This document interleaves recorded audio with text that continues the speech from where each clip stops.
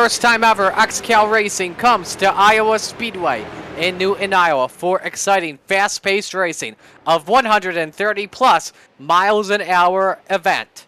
As we welcome you to the XCAL Racing Web Shop 300 from Iowa Speedway, a part of the XCAL Racing $5 Tuesday Series. On this pre-race show, you will hear from Gerald Poole, the return of Mason Foster, learn more about the new face in Steele Langford, and the interview that everyone's looking forward to, the exclusive with Connor Rockwood after what has happened in the past few days. So glad you could join us, though, here on How to Suck at iRacing. Marty Sakala alongside Doug Burns. Burns is working in the booth, working the buttons. Doug, brand new track at Iowa Speedway. Again, like I mentioned, 130 plus miles an hour. We've got 44 drivers here, and these cars are on the edge tonight. Yeah, these cars, we've seen it when they go to Daytona, or when they go to Texas, Charlotte, places like that these cars really, they hit the limit and they get a little squirrely, but on a track like this, they're not on the limiter. Everybody has their own setups in the car, and it definitely makes things interesting. Iowa, known for really changing a lot over the course of a race, so guys will be adjusting throughout the race. Cars will get unpredictable, and of course, there is the big bump in the middle of 1 and 2 that is definitely going to come into play at some point tonight. It absolutely will. We're going to get right into pre-race. First driver we'll talk about here is your boy Doug. We call him Thanos. It's Gerald Poole. Gerald, I understand you've got a lot of sponsors, a bunch of them new for tonight. Oh yeah, we've been able to, been really lucky. I've got a new sponsor on tonight, and of course, you know, we've all got the other, Alex with the Flaming Karma, Mason's back tonight with the Flaming Karma, and of course we got Zach with the alloy wheel repair, and you know, we got some things coming down the road that seem pretty exciting. So, you know, it's a really important thing, I think, you know, in this day and age in XCAL that, you know, you're able to get support and be able to talk to people that support you from the outside and that enjoy racing. You start in the 29th position. Just real quick, what's the key to making it through this entire race tonight?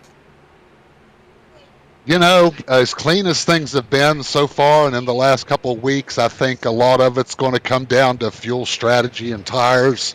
I can't foresee, you know, I can't really foresee a bunch of cautions. So, you know, I'm just going to kind of plan it out that way and, you know, take this rocket setup we've all got and see if we can do something with it from where we're at. Hey, good luck tonight. 10-4, thank you, man. Thanks for... Oops, apologies for cutting off Thanos. Didn't expect him to go longer than that. Let's talk with the guy that's returning into XCAL Racing. He is back in car number 96 tonight. That's Mason Foster. First off, man, where in the heck have you been? Vacation. You've been partying. Yeah, you can say that. All right, in your return, tell us what you're expecting here from Iowa tonight. This should be a lot of fun to watch. Yeah, I've been watching my team have really good runs the past couple of weeks with Zach and Devin, Alex, all of them guys. So we've got a pretty good setup here today. A lot of it's going to be strategy. I'd say Turpin would be the pick for that. So we'll try and see what he does and follow suit, I guess. All right, we wish you the best of luck tonight. Mason Foster starting from 18th. Good luck, man. Thank you. So that is Mason Foster. Another guy we want to talk about. A couple of weeks ago, we had the big setup wars take place, but we didn't talk about this guy here. That's Steele Langford. Made his debut a couple weeks ago. Had a great run with the McConey setup shop car. First off, Steele, why McConey? I guess just because that was the best thing for me at the time, type deal. I mean, it's still pretty good deal. We're running Sora, the Sora series with them, and they've been really good for me. So if you needed any iRacing setups or setup help, that'd definitely be a place I'd go check out. I know you're starting from the end of the longest line tonight in 41st position. You had to take a provisional. but how is this car going to be from the rear to the front? Oh, it's gonna be a rocket ship. I plan on putting on a show for everybody watching, and hopefully we can get some good TV time again, like we did at Southern National. I'd I had to look over the rules on the restarts because I got dinged like 4 times for improper lane changes or whatever it was. So I knew I was gonna be starting at the back, and then I saw the car count, so I was just like, I'm not wasting all Monday afternoon running heat races. So I'll just take my provisional and go. But since I was already starting at the back, so we're gonna put on a show for everybody watching. All right, good luck tonight. All right, thank you. Steele Langford, we look forward to seeing how he does tonight. But now we get to the XCAL Racing exclusive as we talk with the driver of the number 5. His first interview ever since what went down a couple of nights ago. Connor Rockwood, actually having some technical difficulties with him on his end. Connor, do you have us? Yeah, can you hear me? Yes, we got you, man. First off, we appreciate you taking Alright, the time. Yeah. Connor's just making sure his mic's all good to go. Yeah, I just got too many people talking right now. Hold on. Understandable. Oh, well, I gotta mute my stream. Alright, yeah, you can go ahead. All right, so Connor, I guess we'll start off with this from your perspective. What led to I guess I'll say the back and forth, all the talking that was in chat between you and the other guys at Atlanta? Funny enough, that would have been stuff like that been going on for like a year and a half. I don't even remember what started it, but I just said like one little stupid roast or something, and then everybody just started jumping on me. I was just getting pissed off because I mean, I don't know. I have a little bit of anger issues I need to work on, but also it really didn't help the people who I had never raced before were just jumping on the dicks of the other guys who were talking shit. It's all good now. Most people have apologized for PM or reached out other places, but I'm just going to take a break from official for a while. Were you aware or being made aware before the race that the chat, or I should say, or maybe even the race in general, was being recorded? I had no idea. Now I know it was I think Daniel Mosteller. I had no idea he was a streamer, so I didn't expect it to end up on YouTube with like 4,000 views. So seeing that was kind of a shock. You know, I looked at a bunch of the names that were in chat, and I was very surprised at what I saw, because a lot of those drivers are not only are they top split high iRating drivers, but they're also trying to make the eNASCAR Coca-Cola iRacing series. They're in the Road to Pro qualifiers. Does this make, you know, the drivers that are possibly qualifying, make them look embarrassed, or how does it look on both sides? I think it's probably just embarrassment to the service more than to individual people. Because people who aren't on the service and they see something like that, it's gonna rub them the wrong way. And I think it just exposes a big problem with like the iRacing obsession.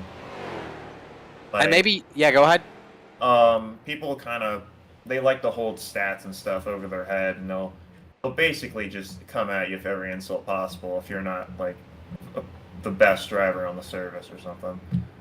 And maybe you could talk about this as well, because the official races iRacing has, they're much bigger than just your normal Carb Cup or hosted race. While those are for fun, you guys have iRating and safety rating on the line.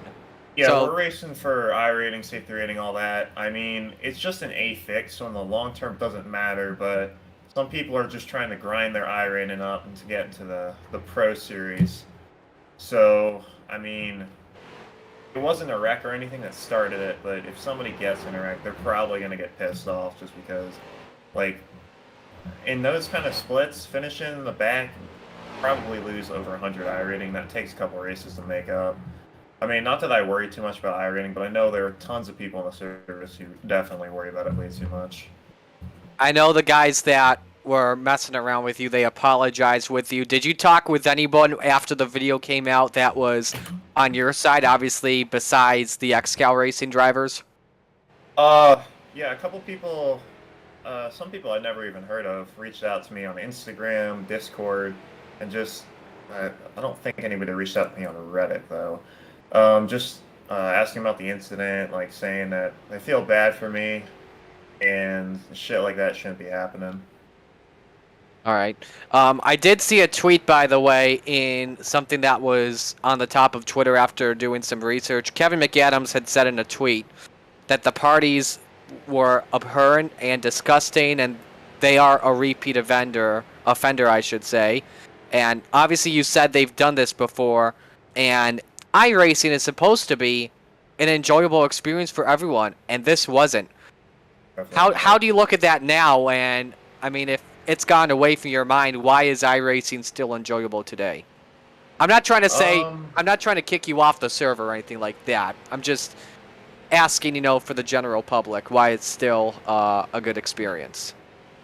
I mean, if you can get with the right group of people and the racing is solid, I haven't experienced any other racing games or anything that have as competitive as races as iRacing. So it's definitely got that going for it. All right, and then final question before we let you go, because we're up on the green flag coming shortly. What should anyone do if they have been bullied in this way on the iRacing server? I would reach out to iRacing support, but that doesn't always help. So I just reach out to people that you know and just like ask for advice, just get their opinion on things. I don't know, just talk to somebody during a race, honestly. All right, well, we'll let you focus on the race, man. Best of luck tonight. You got a lot of people on your side. Yeah, appreciate it. That's Connor Rockwood in car number 5. Unfortunately, because we were going to mention this, we don't really have a lot of comments coming on in about Connor, but of course, this will be up on demand on the How to Suck at iRacing channels on Facebook, Twitch, and YouTube when this is done. And of course, we do apologize for some of the language that you may have heard there. So, now we get set for Iowa here, Doug. 300 laps around the 3/4 of a mile circuit. It's kind of like Richmond, but this is a track that has progressive banking, low side, middle side, and high side. Every line is possible, what we've seen in a NASCAR. But what about street stocks? Yeah, I think you'll see even more lines available for this one. I think you'll see guys trying anything they can. I've seen a couple different lines just during practice that I wouldn't try in many other cars, so this ought to get interesting. So we get set to go racing here at Iowa Speedway. Let's meet the starting lineup. On the front row, it is Austin Edwards in car number 18 with his record-setting 12th career pole. Blake Wynn next to him, that's row 1. Row 2, the teammates, Luke Turpin and his owner, Matt Baer. Row 3, Chris Johnson and Tyler Jalbert is back with music. Row number 4, PDJ Zeller and Jeff Edgar, the good buds. Row 5, the 4-time winner this season. I think I got that, looking for his 4th straight win. That is Zach Edwards and Jeremy Gilliatt. Correct me if I have that wrong. Row number 6, Ryan Seams and Alex Krapser. Row number 7 is Devin Landry and Steven Rex. Row 8, Daniel Miller and Kevin Church. Row 9, Albert Hewins and Mason Foster, the teammates. And in row 10, TJ DeBlasi and Robert Colgan. In row 11, Jonathan Bergeron and Sean Patrick. The second half of the lineup looks like this. Matt Pelletier and Jose Gaudino in row 12. Kyle Martin and Joseph Hurd, row 13. Greg Holes, Connor Rockwood, row 14. Gerald Thanos Poole and John Friley, row 15. Stephen Wetton and Don Jordan in row 16. Sean Andrews and Art Hendren in row number 17. Row 18, Jeremy Leto and Brent Meckes. Row 19, John Brancaccio and John Schwartz. Row 20 is Joe Campbell and Brad Ebel. Row 21, Steele Langford and Travis Sukup. And row 22, James Johnson and Alex Gratz. Confirming here, by the way, Zach Edwards is looking for 5 straight wins. He's a 4-time winner this season. Couple of things to mention. The 86 car did not qualify. That's a car that's normally owned by Jeremy Lettle. And Derek Colson has allowed Connor Rockwood to take the 5 car. Couple of drivers are starting from the rear. John Schwartz starts from the rear along with Joe Campbell, Brad Ebel, and Steele Langford. We've got 3 drivers that start with a strike. Those drivers are Travis Sukup, James Johnson, and Alex Gratz. So, 1 lap to green. Can anyone defeat Zach Edwards? That's the question tonight, but he's starting from 9th position. Whenever he wins, he started inside the top 4. Yeah, it might not be so easy tonight, but man, he has been flying here lately. I don't know if anybody can stop him. Could we see a different Edwards in victory lane tonight is the question. Could Austin get back there? And of course, a lot of guys up there looking for their first victory of the season. Well, we are set to go racing here. Where else would you rather be than right here, right now, than Newton, Iowa, XCAL style? Austin Edwards with his 12th career pole has to deal with Blake Wynn next to him. It is showtime in Iowa. Off they go into turn 1. No clear advantage yet. We've already got cars moving down to the bottom. The 84 of Tyler Gelbert drops quickly down to the inside line as they sort out throughout the field, and it looks like we're going to try some 3 wide already coming off 2. Edwards leads. Look at Luke Turpin already up the charge. Looking to get into 2nd position, and at the stripe, he has got it. Actually, back into 3rd position he goes. So it's Austin Edwards, followed by Blake Wynn, Luke Turpin, Tyler Jalbert, and Matt Bear. You've got Jalbert in the Hellman's 84, inside on the 420, and look at both lines be the same. No line is dominant at the moment. There is multiple groove racing throughout the corners. It makes you think it's kind of a little bit like Rockingham. Yeah, nobody has an advantage here yet, but once the rubber gets laid down, it could get interesting. They cannot get too high in turns 1 and 2, though. There is that big bump in the middle of it. It can really upset the car. And you know something I noticed here a minute ago? Blake Wynn has got a really soft right side. Look at the lean that car is getting right now. Yeah, that's unbelievable. That's how he's staying atop with Wynn and Turpin. You saw Edwards go up on the extreme outside. He already has his 5 bonus points for leading a lap. That time at the line was Blake Wynn in car 99. So we have our first lead change of the evening. And good evening, JR. How's it going, buddy? And here comes Blake Wynn, the Luke Turbo Superman trying to get up there. Will he score a leading a lap this time? The advantage off the turn definitely goes to that high line. No, Blake Wynn pulls it off again. 300 laps, 257 miles.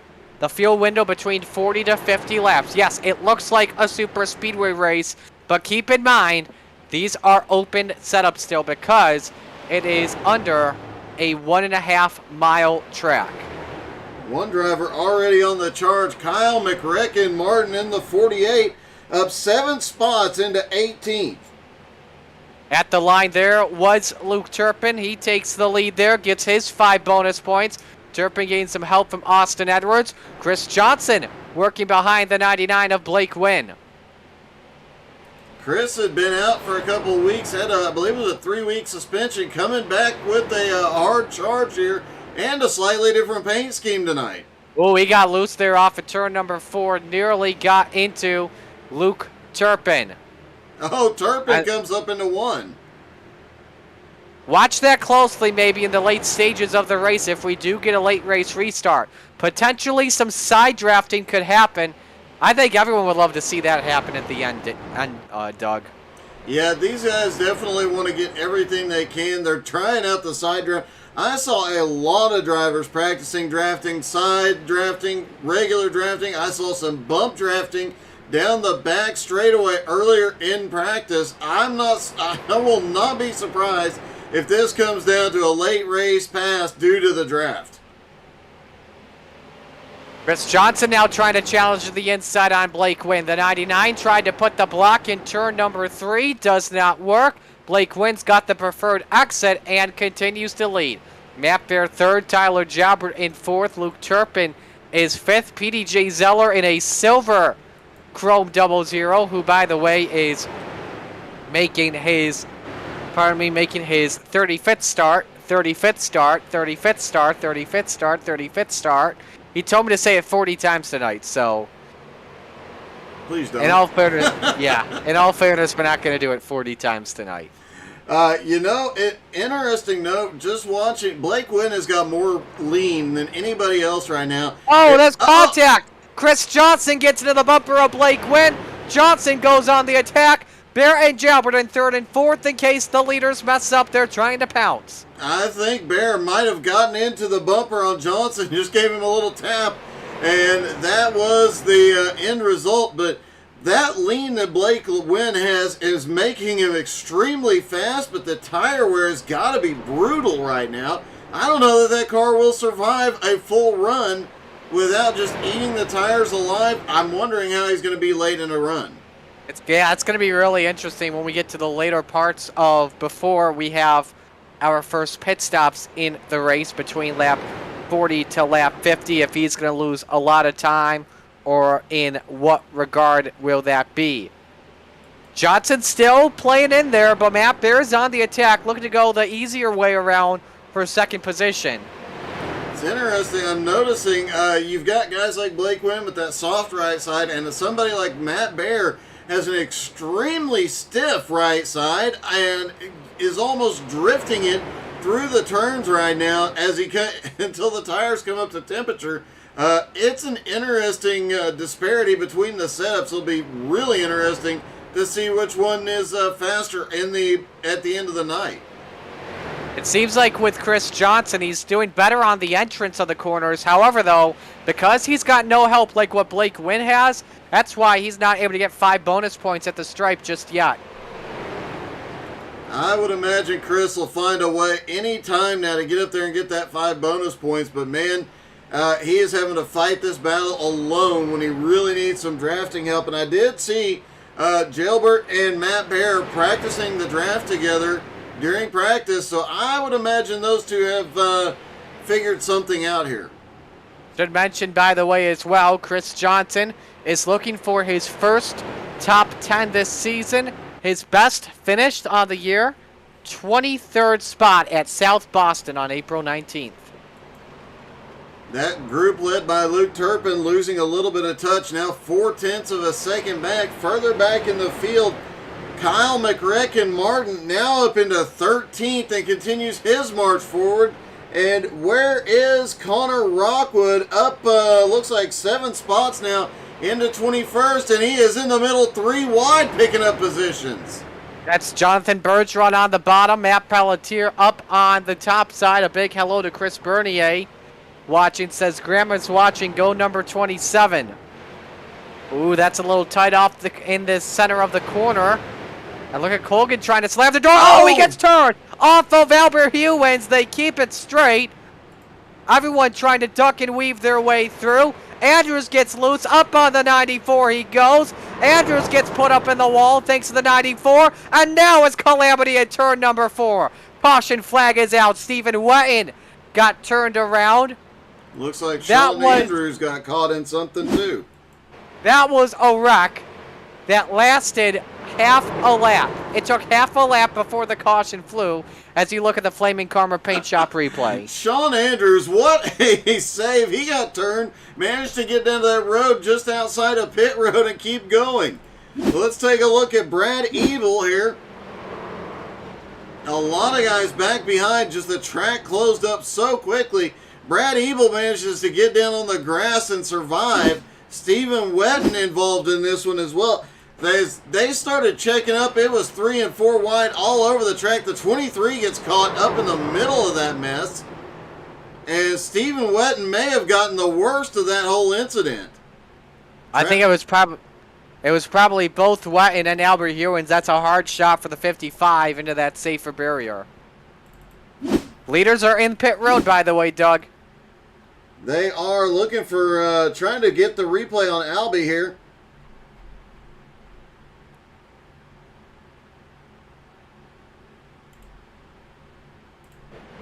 Albie up on the high side, almost avoided it, but man, he did get a good smack into the wall. A lot of drivers caught up in that one. A big surprise seeing every driver, almost every driver on the lead lap going to pit road this time.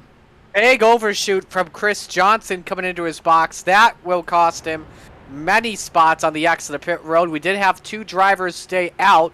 That was Zach Edwards and John Brancaccio. Zach Edwards staying out, looking for a 4th consecutive win here tonight. Interesting strategy here.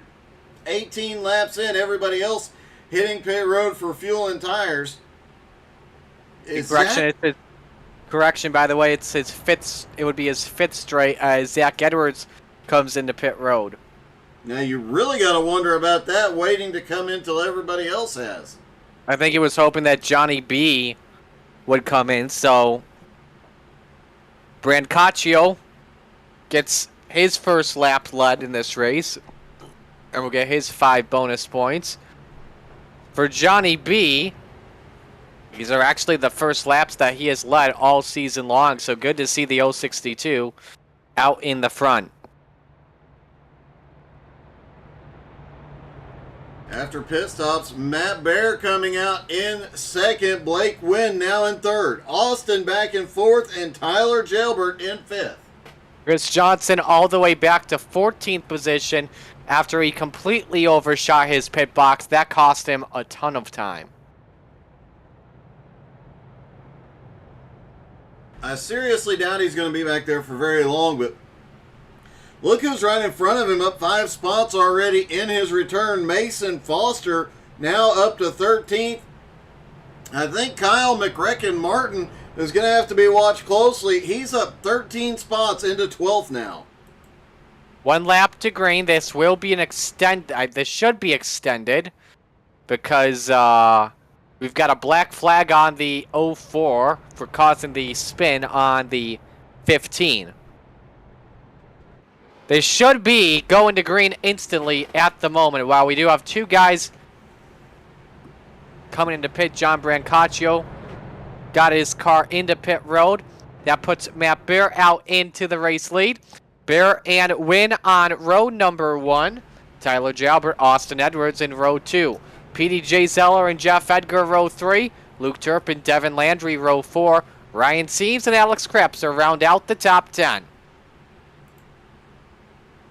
This is liable to get a bit interesting here with all the different strategies out here. Blake and the difference in setups out here. It's going to be interesting to see how they do back on cold tires and how they do as the sun goes down and the lights come up as well. They do extend it 1 more lap. Yep. Excuse me. We should be good to go to green this time. While we are at it, let us know who you're rooting for in the chat, and we'll give you a shout-out. Hello to Joshua B., who is rooting for Brad Ebel. Brad currently running in 35th. Hello to Matthew Butterfield, who is rooting for Ryan Seames. Seames currently inside the top 10.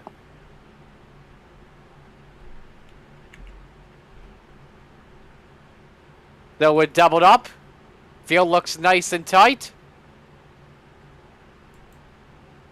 Bear will be the control car as we come back to the restart. We'll put 22 laps in the books when we come across the start-finish line.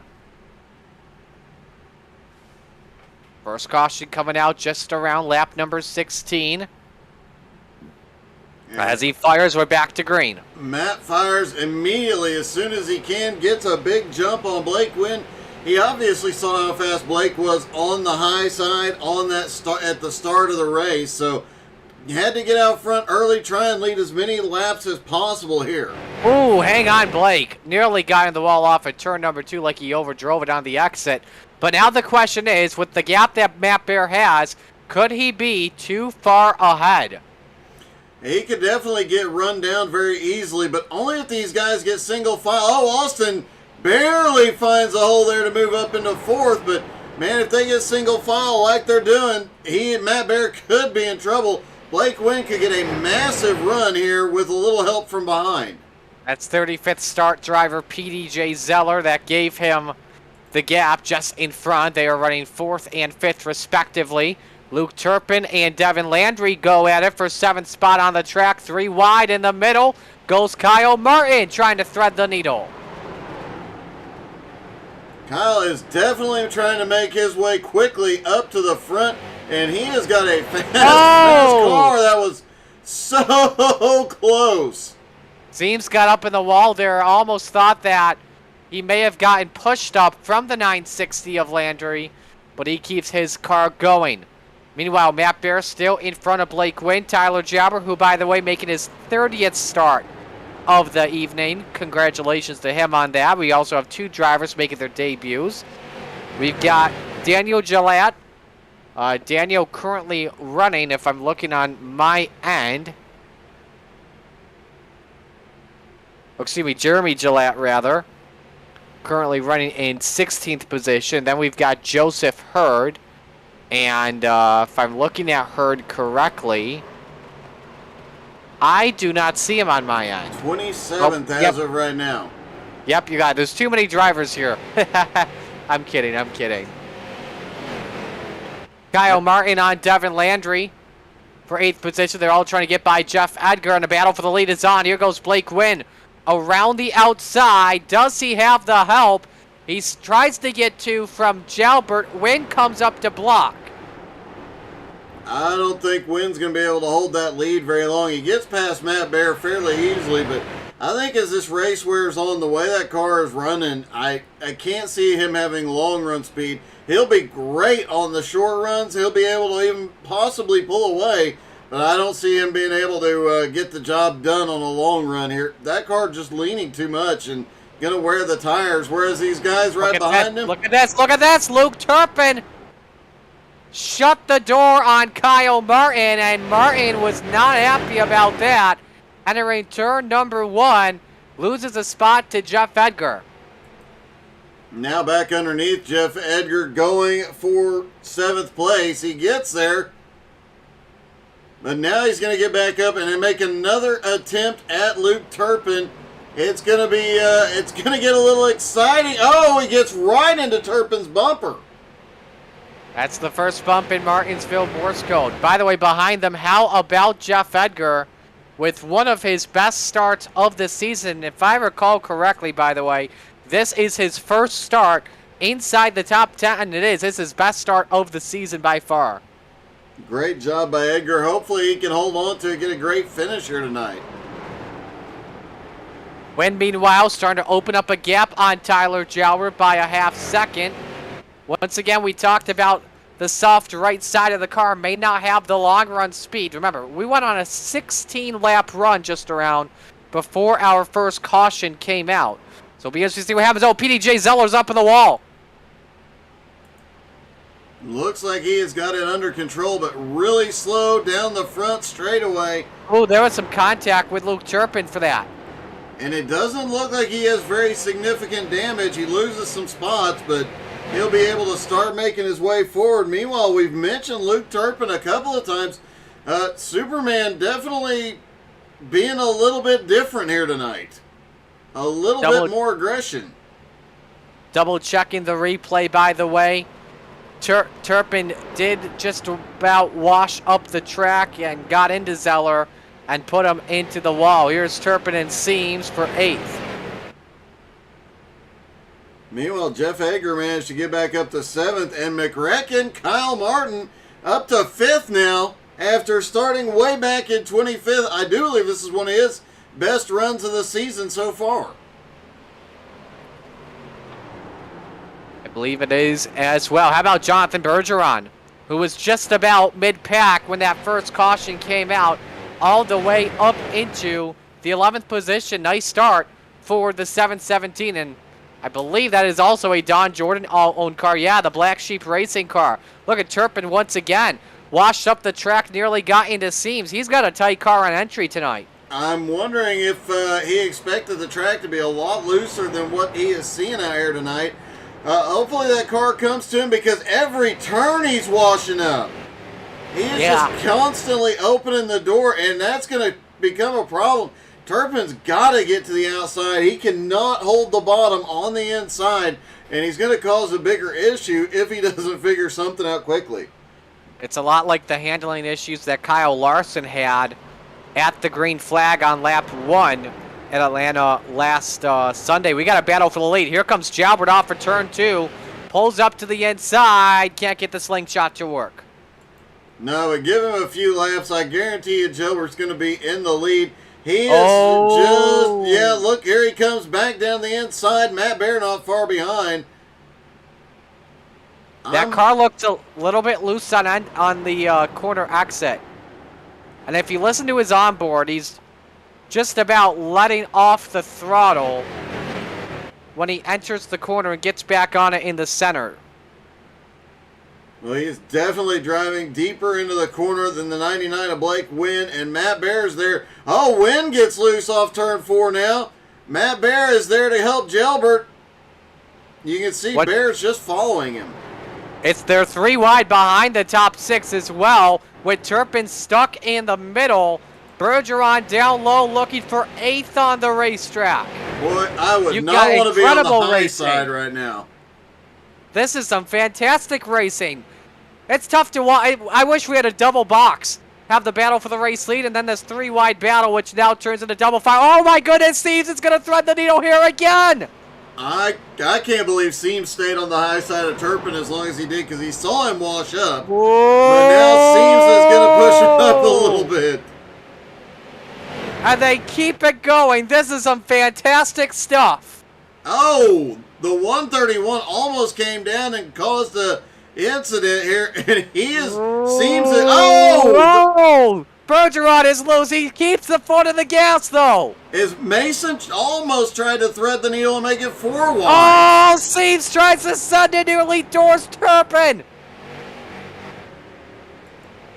This is getting a little bit crazy up here. Meanwhile, the leaders are nose to tail, bump drafting each other entering the corner.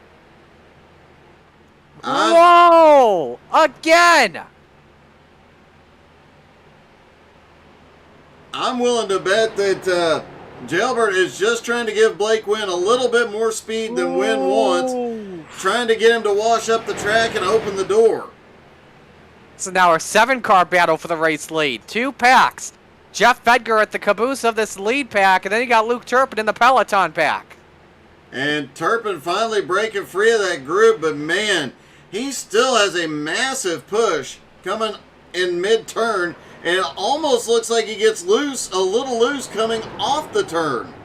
He's in trouble unless he's got his car adjusted for the night conditions when we turn on the lights. Track temp currently set at 86 degrees. I think he's got it set for when the track temp goes down into the 70s or something. Bergeron just dropped out of turn 2 down onto the apron and lost several spots, is now back up into 14th. While Mason Foster and Ryan Seams continue to battle it out right behind Chris Johnson, who's trying to make up from that horrid problem on pit road. I can tell you as well, there was some contact with Seams that sent Bergeron down into the apron. By the way, behind these guys, guess who's made his way up in the field? Deal Langford in the 23, currently running in 16th position. And Steele was in the middle of that first caution. He got the squeeze coming off turn 4, and yet is running perfectly now. It obviously didn't affect the car much at all, and he is still sending it toward the front. Meanwhile, no change amongst the top 7 at the moment. If we're comparing lap times here, that second pack that's being led by Turpin, just about a 1/10.5 better than the leaders. They're 2 seconds back though, so that's still a lot of ground they have to make up. I don't think it'll be that hard for him. Well, as long as that front group stays single file, they won't be able to catch up very easily. But as we get closer to that first round of green flag stops, I promise you they will start gaining, and these guys up front will start battling. Absolutely. It'll be very interesting to see who gets ahead after the first round of green flag pit stops. And we always ask the question, do you want to pit first, early, or do you want to pit late? That's a tricky one, because here your tires are wearing, and they're going to wear heavily. A guy like Blake Wynn, he's going to want to pit early. A guy like Matt Bear, who's obviously got a setup for a long run, he wants to pit later on. He wants to try and stretch it.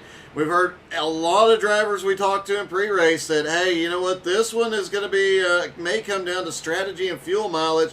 As here we go, Gelbert looks, nope, can't get there yet. He's just trying to fake, Meanwhile, Jeff Edgar, look, is that a lap car? No, that's on Devin Landry. He takes away 6th position. And now, Gelbert looks again. What he's trying to do, he's trying to just creep out underneath and see if anybody will go to the bottom to work with him. But nobody is doing so, so he tucks back in line going down these straightaways. You see it right there once again. Tries to get a look on it. And look at this, Matt Bear to take advantage of this to the inside. Now, let's see if he gets help. Gelbert may be left out to dry. This is what Blake Wynn wants to see. And I don't know that Matt Bear didn't just kiss that wall off turn 4. I think right before he made that move, I don't know that Matt intended to make that move. He came off turn 4 and it looked like he just gave the wall a little kiss. And you see he's being a little more conservative, but I think he just kissed the wall, bounced off, came down and figured, yeah, I'm down here, might as well go for it. 49 laps are complete. Blake Wynn leads. Matt Bear 2nd. Tyler Gelbert 3rd. Austin Evers 4th. Kyle Martin round out the top 5. We'll take our first break of the evening. If trouble breaks out, we'll break in. Stay with us.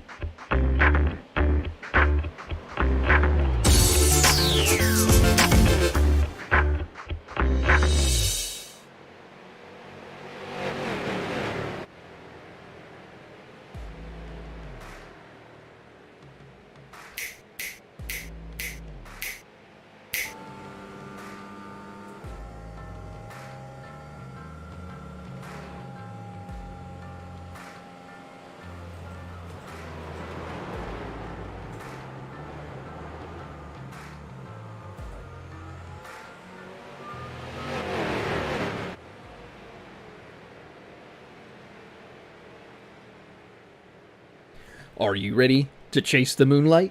Community-based and talent-driven, Moonlight Speed Concepts has what you need to take your iRacing experience to the next level. Founded by passionate owners that care about the community and housing some of the top setup builders and drivers on the platform, Moonlight Speed Concepts offers custom paints, driver coaching, and setups for dirt, asphalt short track racing, and eNASCAR competition.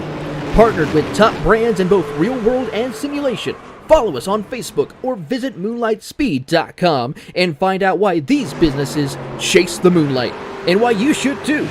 Moonlight Speed Concept, where all we chase is moonlight.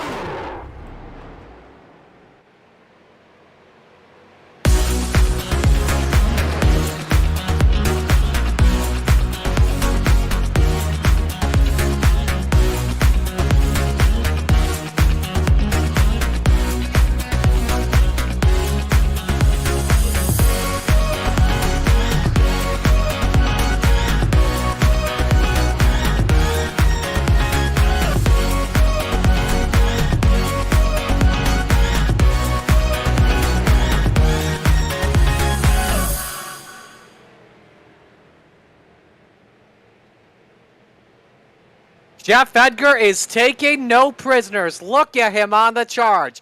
Before we went to break, he was outside the top 5 at the line. He is up to 3rd and wasting no time. He wants to be up front with his driver. This is awesome to see from the chassis tune-up. And you know what? His car is leaning almost as much as Blake Wynn's, and yet they are not fading. We're, 30 laps into a run here, and these got almost 40 laps into a run now. And no pro leak. Tyler Gilbert almost smacks the wall. But here goes Edgar into second place, right behind Blake Wynn. Green flag pit stops just beginning at the moment. Chris Johnson, Sean Patrick, and Brad Ebel making their way into pit road. Now, knowing this team really well in the Twisted Chassis Motorsports team, this is a team that loves to race at the fast tracks, just under 1.5 mile tracks, like Rockingham, like Iowa, like Phoenix, etc., etc. In my opinion, these are their best tracks, and they do really well at trying to get wins there. They definitely do, but it looks like Ryan Seams probably has the biggest cheering section here tonight. Danielle obviously cheering on J&S Racing, but Ryan's got some fans out there tonight, and he's currently in 16th. Looks like he has an early run car, has faded a little bit mid-run, now in the middle 3 wide. That has not been a comfortable place every time he's been there tonight, I guarantee you that.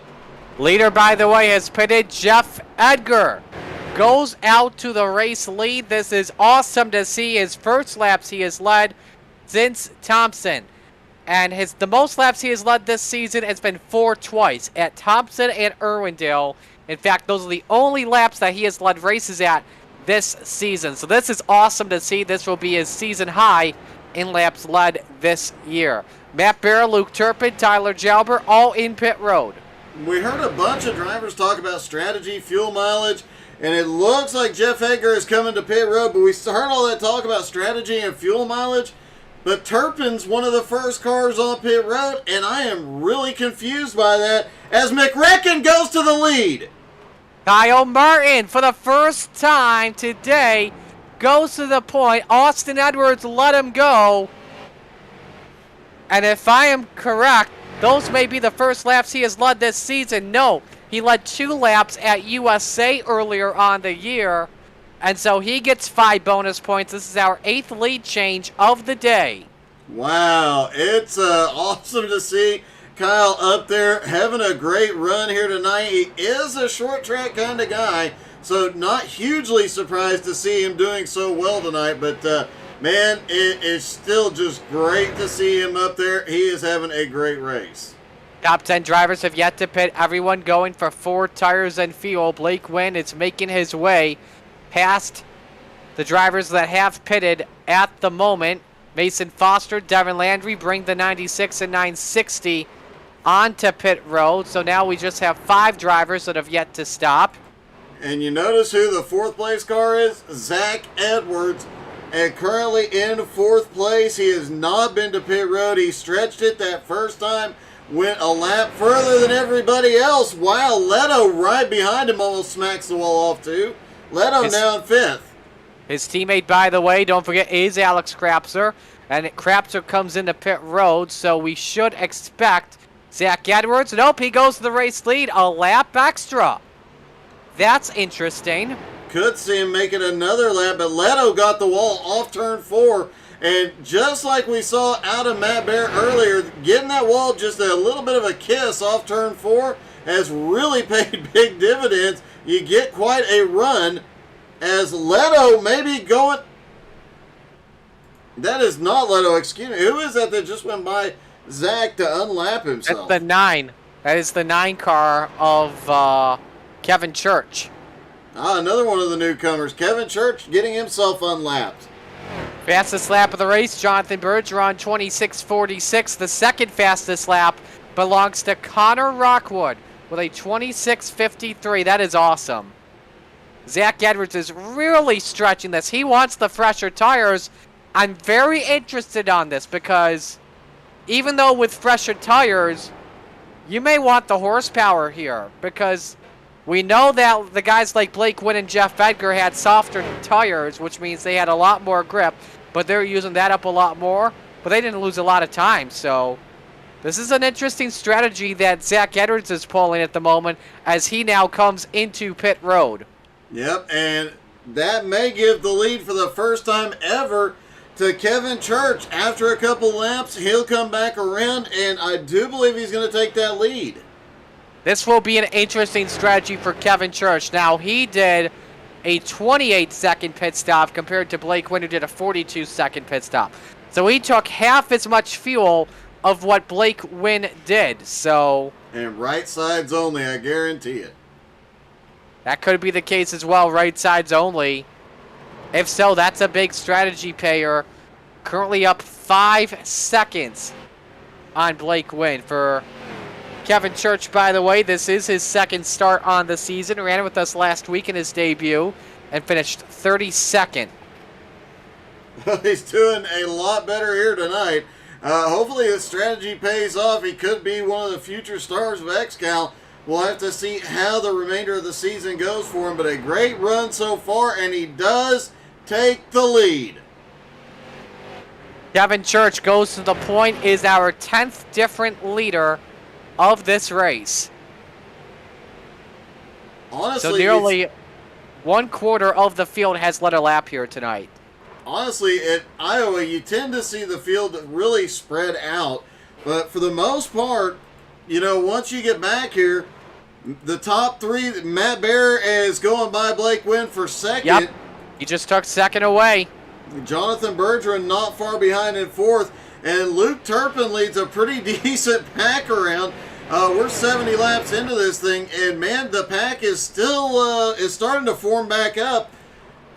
Never know what could happen here. Turpin had one of the better pit stops of the bunch at a 43-second stop, but he gained a bunch of positions exiting pit road, and now they look to get past a lap car. I believe that is Hewins in the 55, and that is, so he'll let that lead train go. Matt Bear currently in second. Still has Blake Wynn all over the back bumper. Jonathan Bergeron now up into fourth place. Luke Turpin back into fifth. And Edgar still having a great run in sixth place. But here comes Austin Edwards in seventh and Kyle McRecken-Martin in eighth. Edwards cuts down low, look behind them. It's 3 wide when a battle for a position for ninth. Tyler Jalbert's in the middle with Mason Foster down underneath. And the 55 right above him, not on the lead lap, but man, that could get a little dicey. They finally settle back in 2 wide, and I guarantee you Tyler can breathe a little bit easier. Being in the middle, coming off turn 4 here is not a comfortable place to be. Not at all. That's absolutely right. Here we go. Bergeron's got a run on Blake Wynn. He's got third spot. He might have a run on Matt Bear here before it's all said and done. And he had to back out of it, and that's what led to the car going up the track. Man, he has got a hot rod here tonight. Could we see Jonathan Bergeron in the victory lane for the first time tonight? Now, I remember Bergeron at the beginning. Oh, hang on. Loose off a 2. Nice save. I remember watching him at the start of the season. We had the K2 shootout. Dominated everyone at Nashville Super Speedway, which is a 1.25-mile racetrack, and was just absolutely unbelievable. He does have a win earlier this year. That win took place at Phoenix on February 8th. That's his only top 10 of the season. His second best finish is 17th at South Boston on April 19th.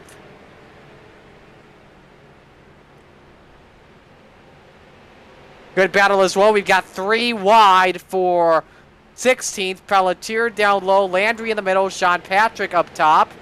They're going past a lap car in the 04 of Sean Andrews. Oh, that got a little sketchy. And that made you sketchy there too. Sean Andrews doing his best. Oh! Landry is loose. Him and Pelletier hooked. And Patrick trying to take advantage of it. Man, it is getting really, really dicey out here. Nobody is giving an inch, and once they get side by side, the guy on the outside taking the air off the guy on the inside, causing that inside guy to get a little bit looser, and if you're already loose, man, that can get a little bit dicey. Mason Foster got a big push from Tyler Jalbert down the front stretch, and that puts Jalbert up to 7th spot. Foster now 8th. That puts Evers and Martin back in 9th and 10th respectively. I would not count Austin Edwards out of this yet either. He's just, he got so many wins last season. He's always in contention for the wins here. It's no doubt he's going to be up there battling at the end. Man, some of the strategies. Blake Wynn just got third from Matt Bear as he just cleared the pass. I'm sorry, Doug, go ahead. I was just saying, some of the strategies playing out here already tonight are getting a bit dicey. And it's going to come down to strategy. As we've heard, this thing's been green for a long time. It is not unheard of to see an early caution and then the rest of the race at Iowa go green flag. So this is going to come down to strategy. Some of the guys, like Kevin Church with that shorter pit stop, they're going to have to hit pit road a lot sooner. Some of the guys back there that had the longer pit stops might actually have an advantage here. Well, I have a feeling that Kevin Church, and I would assume he tested this out in practice all week in the XCAL sessions. I got a lot of confidence that he did a long run at Iowa, did a 4-tire pit stop, and started that his left sides were just around 90 to 95, and just did 2 tires. So I think he's got confidence that he can keep this car up front. He's actually maintained a pretty good lead. The gap has gone down to 3 seconds on Jonathan Bergeron. We all know Bergeron's got a faster car by about 500ths last time by at the stripe.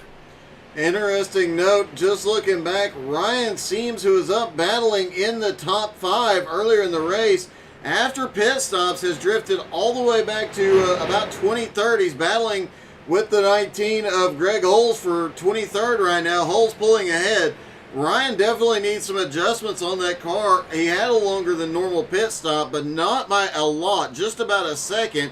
It cost him a few spots, but man, he has been struggling since early in the race. He was fast that first run, but after that first caution, just has not been the same. Hopefully he can get that car tuned up and start making his way forward. Also back there, up 15 spots, is Brad, and I just got corrected. His last name is pronounced Eblay. We've been saying it wrong for like a year. Wow. How could you let that happen, Marty? No, how did Don not tell me? He's normally the one that's letting me know on these things. Yeah, we blame Don Jordan then. Nah, I'm not gonna blame Don on that. It lays on us first. I'll probably get a call from him tomorrow and be like, hey. Don Marty said it first. Yeah. Zach Edwards, by the way, we talked about him being the last guy to pit on lap 68. He's currently running in 18th position at the moment, closing in on Matt Pelletier and Steven Rex. So not been the best of starts for Zach Edwards at the moment, looking for 5 straight victories in XCAL race. Remember, he started 9th in this race. Man, did you see the new paint schemes tonight for the J&S team?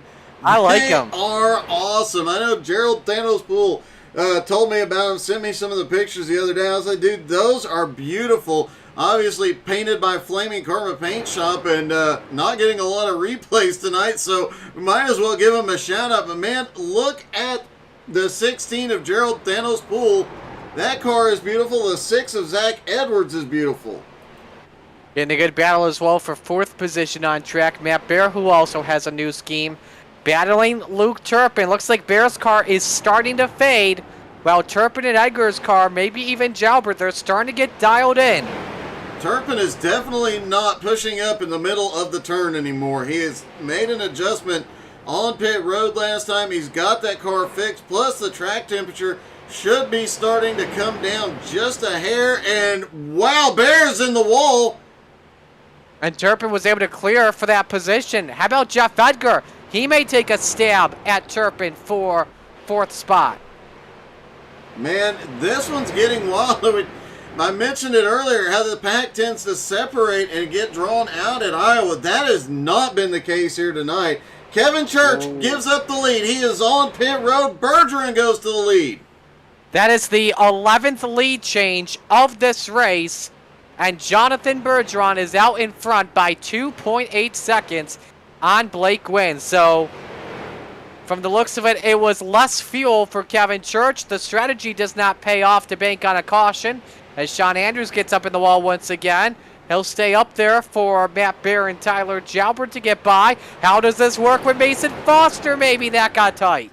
Oh, and look who's in 11th, the most controversial driver in the field. Man, look right in front of him, Austin Edwards. Look at that. And McRecken just working together like crazy, but they are all over the track. The most controversial figure in the race right now, Connor Rockwood, up 17 spots into 11th. What a wild run he is having. Eric Colson will be very impressed with how he is running tonight. Mason Foster, a little bit loose off of turn number 4 as he battles with Matt Bear. Bear's in trouble. I don't know what's going on with the car, if he made any adjustments, but it's starting to get tighter and tighter and tighter. Either that or it just does not have the speed in clean air. I don't know. He has been so fast. Oh, Turpin went touch in turn number 3. That's the battle for second on track. Wynn is pushing him out of turn 4. What? Edgar's in the middle. We've got one down at the bottom. They're trying to make it 3 wide into 1. Oh, got to be careful going around Johnny B. If I'm Johnny B, just get to the apron. A wreck is about to happen, buddy. Man, I don't know how Blake went. I think he caught a little bit of that bump out of turn 2 up on the high side, but as soft as that right side is, I'm surprised the right side didn't just scrape and him go around. Gotta let him go, Johnny B. You can't race them. He's over 4 laps down on the racetrack. I understand that he just pitted a couple of laps ago for fresher tires, but still, you gotta let him go.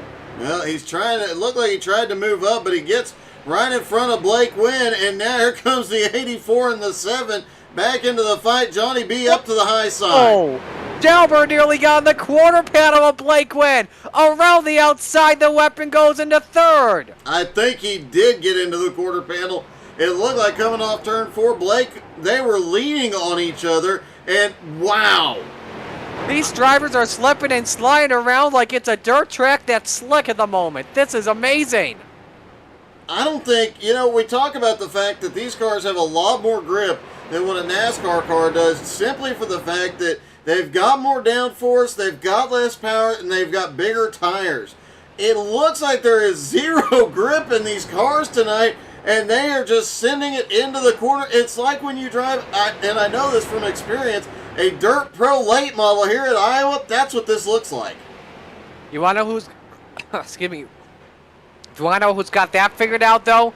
Jonathan Bergeron. His gap is now 3.4 seconds, and he doesn't have anyone in front of him or behind him.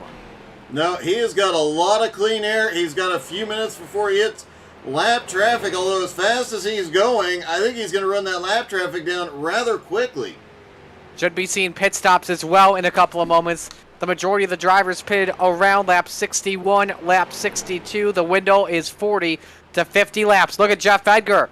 Run on Blake Wynn for 5th position. Rockwood, by the way, is in pit road. That's a surprise to see Rockwood in this quickly, but this has got to be the strategy thing, and I'm still wondering about Church's strategy. If you know you have to make one short pit at some point tonight, you'd rather do it early on, and then later on you could run further than everybody else. These guys are going to be trying a ton of different strategies. I would expect a team like J&S to have about 5 different strategies going on with, 2 drivers apiece running each strategy. They could do that, and regardless of where they finish, they all get some notes. This is the first time XCAL's come to Iowa, so everybody has to learn here tonight. Tyler Jalbert's up into 2nd position. That's the highest he's been in this race so far today. Luke Turpin up the outside, nearly washed up into Mason Foster again. Remember, he's been having those issues before our first round of green flag pit stops. They seem to still be developing, though. Track temp still at 87 degrees. It doesn't. It looks like he's still got the push, but not nearly as bad as it was during that second run. Daryl Poole's in the pits. Here's Foster to the inside in his return. Remember, don't forget about that. On Jalbert for 2nd. Surprised Foster doesn't have a cool new paint scheme here tonight, but man, he is doing a great job regardless. Now up into 3rd, fighting his way forward. And you really got to hand it to J&S. I don't know if you heard about this. They have gotten extremely strict on their drivers. If you do not complete MMP, you do not take the penalty you know, if you don't complete MMP, you have the option of taking a strike for the race. They have told all their drivers, you don't complete MMP, you don't race. Joe Campbell makes it strict in XCAL racing for sure. Lap number 100. The sun is setting in Iowa. It's Jonathan Bergeron with a 4.5 second lead on Tyler Jalbert, Mason Foster, Luke Turpin, and Jeff Edgar. Stay with us. Pit stops coming up next.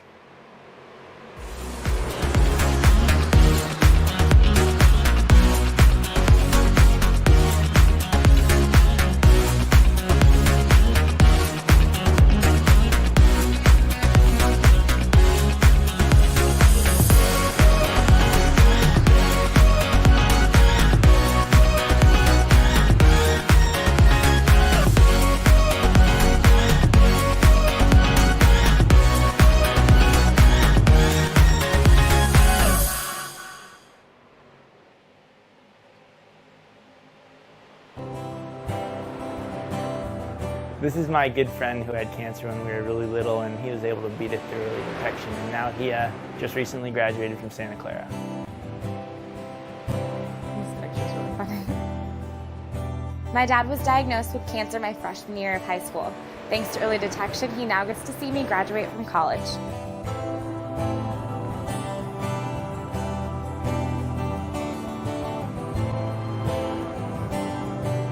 Eight years ago, my mom was diagnosed with cancer, but thanks to early detection, I'll get to spend this Christmas with her.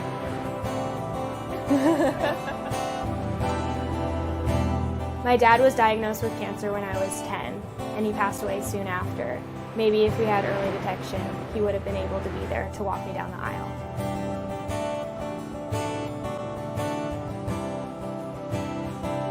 Early detection saves lives.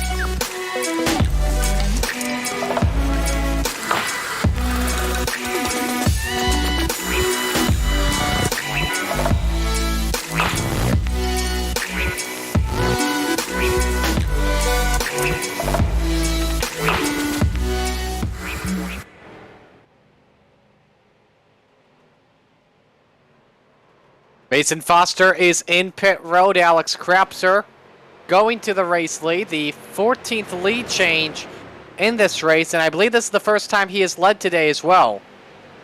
I believe so, but I'd have to do the math on this. But of all the J&S cars out there in the field tonight, I think dang near all but one or two have been out front at some point tonight. Austin Edwards, look at this. The Edwards are second and third now. Austin in second, Zach in third. Neither have been to pit road yet either. First driver that has pitted already is Kevin Church. Now remember, he's on a completely different strategy compared to what the leaders are running. On the regular strategy, it is Jonathan Bergeron who pitted on lap 100. Connor Rockwood is behind 2.7 seconds on Bergeron, for those wondering. So he's had a great run so far. He really has. He's definitely come out here, and all those people talking crap the other day, he's starting to prove them wrong out here tonight. It's kind of hard to deny a 5,000 I rating, though. I mean, he's just a hair shy of 5,000. So it's really hard to deny the guy is really good. But, you know, watching these guys go around, you remember the old Twisted Sister Jeff Gordon car? That's what these cars look like going through 3 and 4. They're so out of shape, but it looks like Rockwood has shown it through 1 and 2 this time. We've seen Austin Edwards celebrate with the drift many a time, but I think we might see somebody else unintentionally celebrate with the drift as Zach Edwards goes back to the lead. Yep, Boston, Kyle Martin pitting, still waiting for another driver outside of Zach Edwards. That is Jeremy Letto. Letto pitted on lap number 66 at the moment. Kevin Church's gap, by the way, over Jonathan Bergeron, now down to 2 seconds. So this is a good strategy, in my opinion, that the driver of the number 9 is working out. You know what's interesting? He had a short pit stop. Kevin Church had another short pit stop as Zach Edwards gives up the lead. So after he gets around these guys, Kevin Church will go back to the lead again with a big gap on Jonathan Bergeron. He has to have only taken right sides again. I can't see him having taken 4 tires in the time he's spending on pit road. But, man, he is definitely playing the strategy game here tonight. Remember, that's one of 14 cars in the JNS Racing clan per the Discord. And now the gap is down to 1.5 seconds. He's in turn 2. Bergeron is in turn number 1. Then 3.8 seconds back is Connor Rockwood, who is on a different strategy by pitting earlier than other guys, trying to get the horsepower on the exit. And it's working right now for him. He is up 4.1 seconds on Jeff Edgar and Mason Foster. Blake Wynn, Matt Bear, and Luke Turpin, the bigger losers out of this. They have lost a position as well to Robert Colgan, Mason Foster, and company. So very surprising to see that stop. Tyler Jalbert, also a bigger loser. He's currently back in 19th. Lost out to Chris Johnson, Matt Pelletier, Steven Rex. It's crazy right now how that pit sequence went. And look who's battling Jeff Edgar for 5th place right now. Steele Langford is back up in this fight. He's having a great run tonight as well. Remember, he started from the rear of the field and is in 6th position. As Mason Foster goes by up into 4th, Steele's going to hop down and try and get the draft off of him. Nope, follows Edgar down the back straightaway. Another good battle behind them as well. Also a 3-car battle. Matt Bear, Blake Wynn, Robert Colgan. Remember, Colgan has yet to stop. Actually, I should say he has stopped. He's about 10 laps away. Pitted on lap number 88. Interesting Kevin to see Church a third strategy. Church is about 10 laps away from pitting because he pitted on lap number 97. Here comes Jonathan Bergeron as Church slams the door on him. This is the battle for the lead right here, folks. And look at the guys in that. Jonathan Bergeron, Connor Rockwood not far behind as well. As these guys battle it out in the middle of lap traffic, that's going to slow him down. That's going to give Rockwood a big opportunity here. Now you've got Bergeron down to the inside. This should give Jonathan Bergeron the race lead once again. Just slides his way past Kevin Church. Can he clear off the 4? Yes, he can. Bergeron back out in front. Unofficially, this is the 18th lead change of this race. Rockwood gained about a half a second while they were battling it out. Now they've settled in. He's probably going to lose a little bit of time, but remember, he's going to pick second up when Church goes to pit road. And, man, things are getting a bit interesting. You got to wonder, Kevin Church, he's got a good strategy going here. But I think at some point he's going to have to take 4 tires and a full tank here. I just don't know how many more right side stops he can do. Robert Colgan, by the way, in pit road. Something I'm thinking of. We got drivers pitting on lap 100, just around, likely past lap 100. This race, if it goes green the rest of the way, this could be a fuel mileage race. It definitely could come down to it. Because when you think of it, lap 140, lap 180, lap 220, lap 260, lap 300. And we could see maybe as well the chicken strategy, where you pit later and take less fuel and go on out. I've never heard it called the chicken strategy, but there, you learn something new every day. That's my nickname for it. Because we always say, who's going to play chicken and pit first at these super speedway tracks like Michigan and like that other track. Oh! Do you mean Texas Motor Speedway? That one track, yes. Well, I'm concerned that you're not willing to say the name of that track.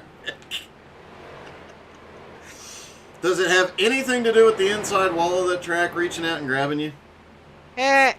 No, I just don't like that track. Kevin Church, by the way, is in pit road. He gives up second position to Connor Rockwood, who is 5.8 seconds behind on Jonathan Bergeron, and you got to give it up for him. Yeah. He is having one of the best runs of his life after a rough past few days. You look at the top two, Bergeron up 20 spots, Rockwood up 26, Mason Foster in third up 15, but really, that 23 car we've barely talked about, Steele Langford up 37 spots into fourth place. Not only has he been playing the fuel strategy perfectly, he's got a fast car, and he has been able to get through traffic. I have to wonder, he was in that first wreck that brought out the caution earlier in the race. He got sandwiched between two other cars. I wonder if that made his car a little thinner and more aerodynamic. Perhaps, maybe. Let's watch this battle for sixth position. Matt Bear's been able to recover. He is up into the spot. Blake Wynn seventh, Luke Turpin eighth, Alex Krapser ninth, Austin Edwards rounds out the top 10.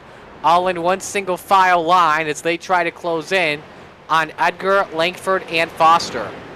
You gotta wonder if these guys are talking to stay this straight and not be battling. No, I spoke too soon. Blake Wynn gave Matt Bear a little love tap, and it looks like Wynn's looking for the move. Those two have raced each other very hard throughout the race. It's been a lot of fun to witness tonight. You have to give it up for Blake Wynn. Man, last season, that young man played strategy, but he played clean, and he played sometimes a little too safe. This season, he has cranked the aggression up to 11. He's used the chrome horn a couple of times. He's becoming quite the race car driver. Let's take a look at our aerial shot of this battle presented by the XCAL Racing web shop. A beautiful view from the blimp. I think our blimp pilot got a little too high up in the air, but you can see a lot of the track, a lot of side-by-side action going on all over the place. Great view of the front straightaway and the stands there, which still have some spots available, so if you hit the share button, your friends and family could still come watch. Absolutely. Camping looks to be sold out, and that's probably why everyone likes to camp at the racetrack. Yeah. No, So there's still some parking spots down there, I see, too.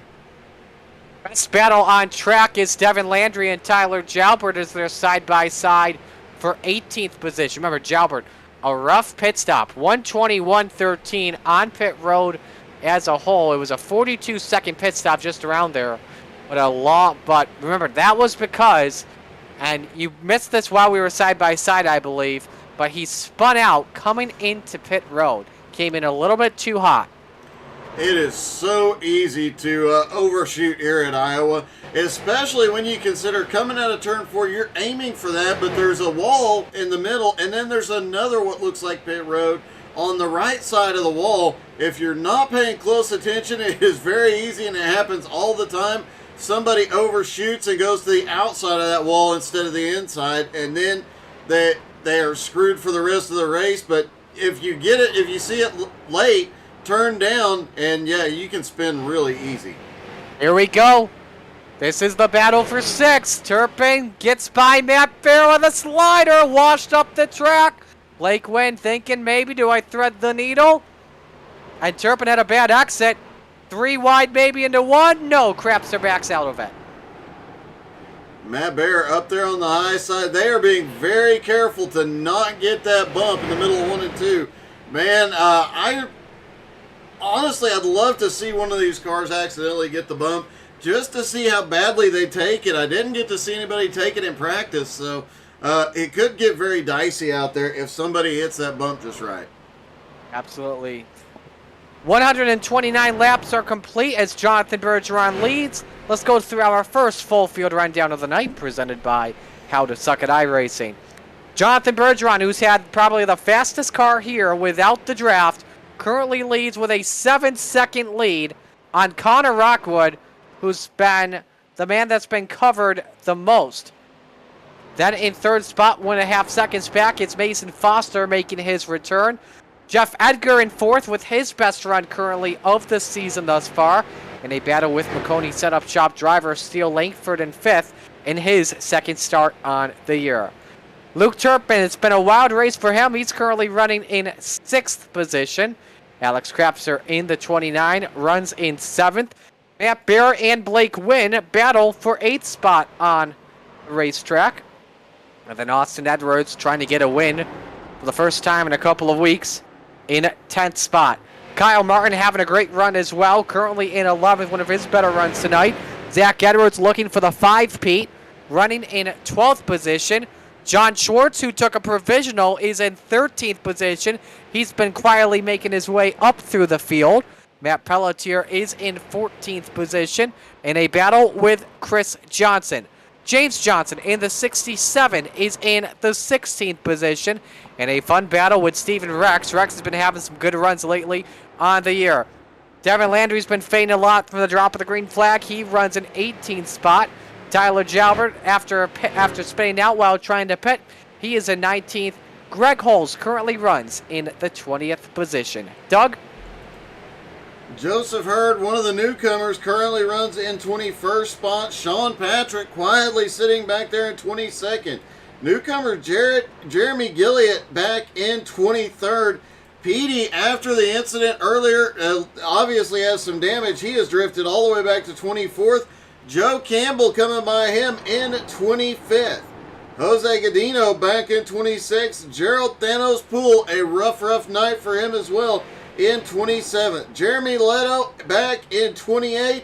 Ryan Seams, who was so fast early going but has struggled since that first caution, back in 29th, looking to make his way back toward the front. Stephen Wetton in 30th. John Friley currently runs in 31st. Alex Gratz up 12 spots into 32nd. Brent Mekas currently runs in 33rd. Don Jordan back in 34th.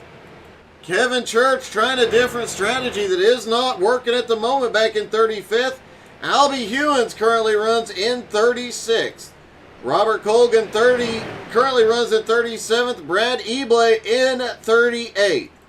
Travis Sukup in 39th. Art Hendren currently runs in 40th. John Brancaccio all the way back in 41st.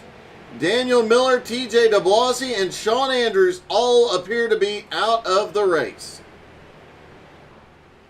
Make sure you check out the XCAL Racing web shop at xcalracing.com/shop.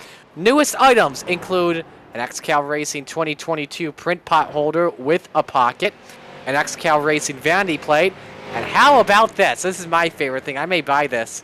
The Whale PD Bluetooth speaker. Want to have your party with your friends and you need some music?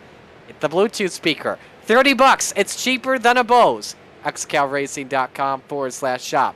Also on the XCAL Racing website, you click on new tracks for 2023. It'll show you a brand new track for the season. We're not going to tell you what it is.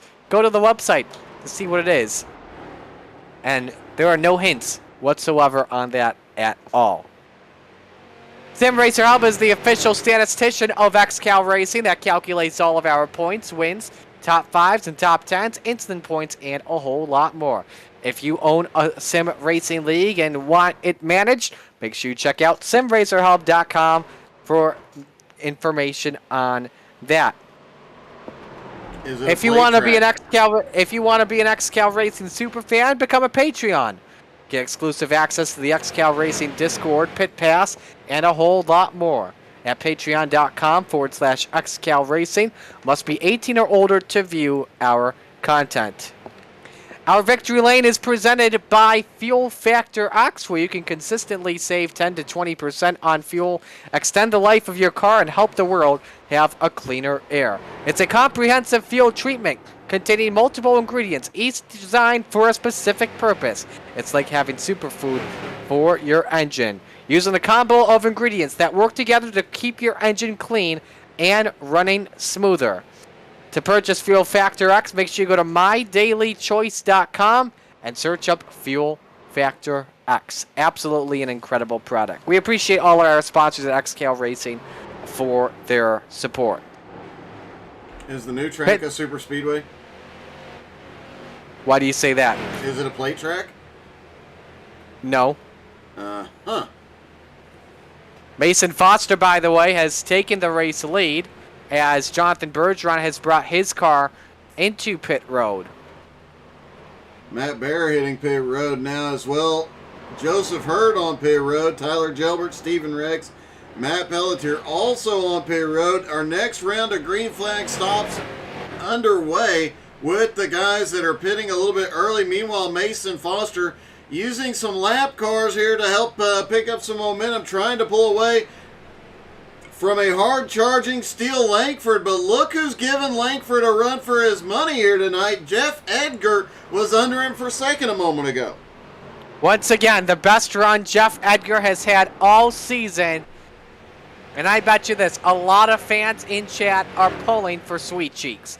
But look at this pack behind them. Hewins and Turpin, I think they're coming into pit road this time. And they are. Hang on, Luke.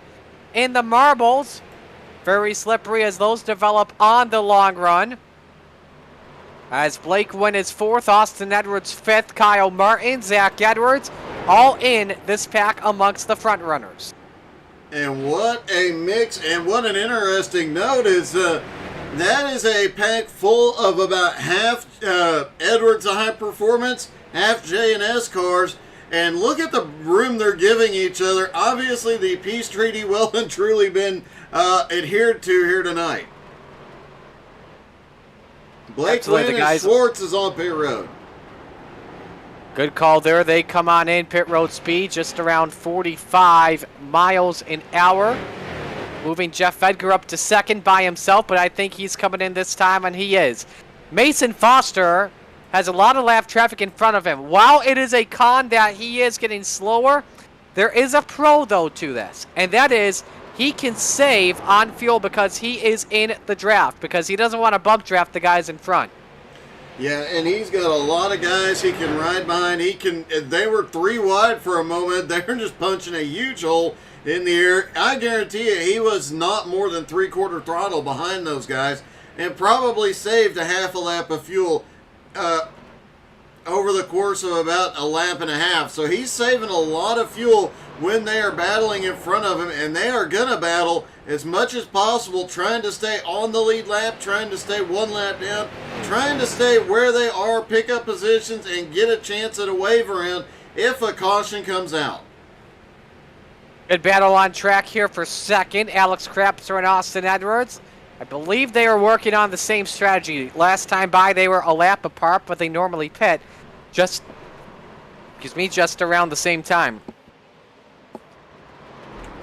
Yeah, so not a big difference in the strategy there. Austin 1 lap later. I'm really surprised we're not seeing very many drivers try and stretch this a lot further. Luke Turpin, his pit strategy, he's been pitting earlier than anybody would have expected. You have to wonder if they took that extra long fuel hose out of the car. Foster is in. That gives Alex Krapser the lead. He did lead that lap at the start-finish line. I would watch out here as we now approach halfway. I'll say this real quick before we go to break. Watch out for Zach Edwards in that number 6. He's been stretching it more than anybody else has here tonight. If he does that and we have the final pit stops, he could be the last to pit. He could take only fuel to get him to the end and get the win. Who knows? The 5-peat is on the line. We're going to step aside here. We're still under green flag pit stops. Alex Krapser leads as we're past halfway here at Iowa.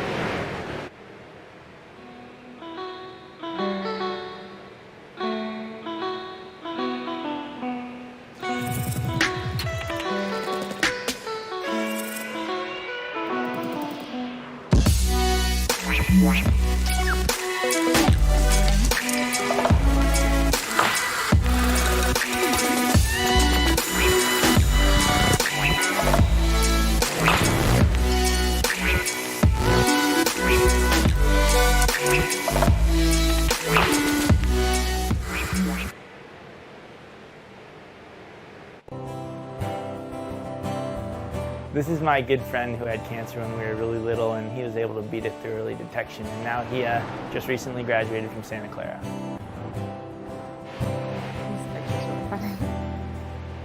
My dad was diagnosed with cancer my freshman year of high school. Thanks to early detection, he now gets to see me graduate from college.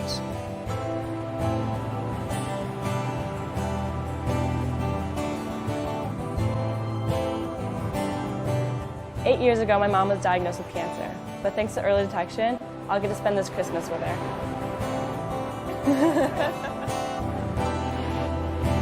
My dad was diagnosed with cancer when I was 10, and he passed away soon after.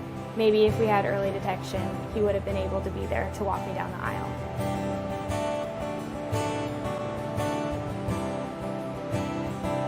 Early detection saves lives.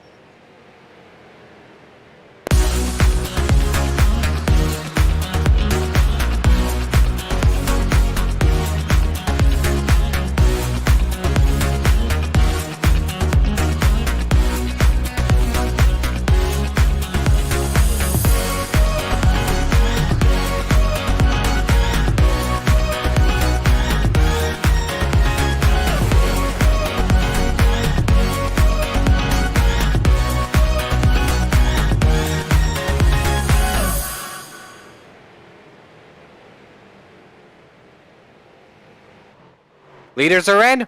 Zach Edwards, Austin Edwards, stretching the fuel run. And as we wait here, Jonathan Bergeron. It's spun out coming into pit road. This guy just pitted earlier. What on earth has happened? The strategy has backfired on the 717. And this is going to put Connor Rockwood to the lead in just a moment. I don't think Bergeron intended to go to pit road.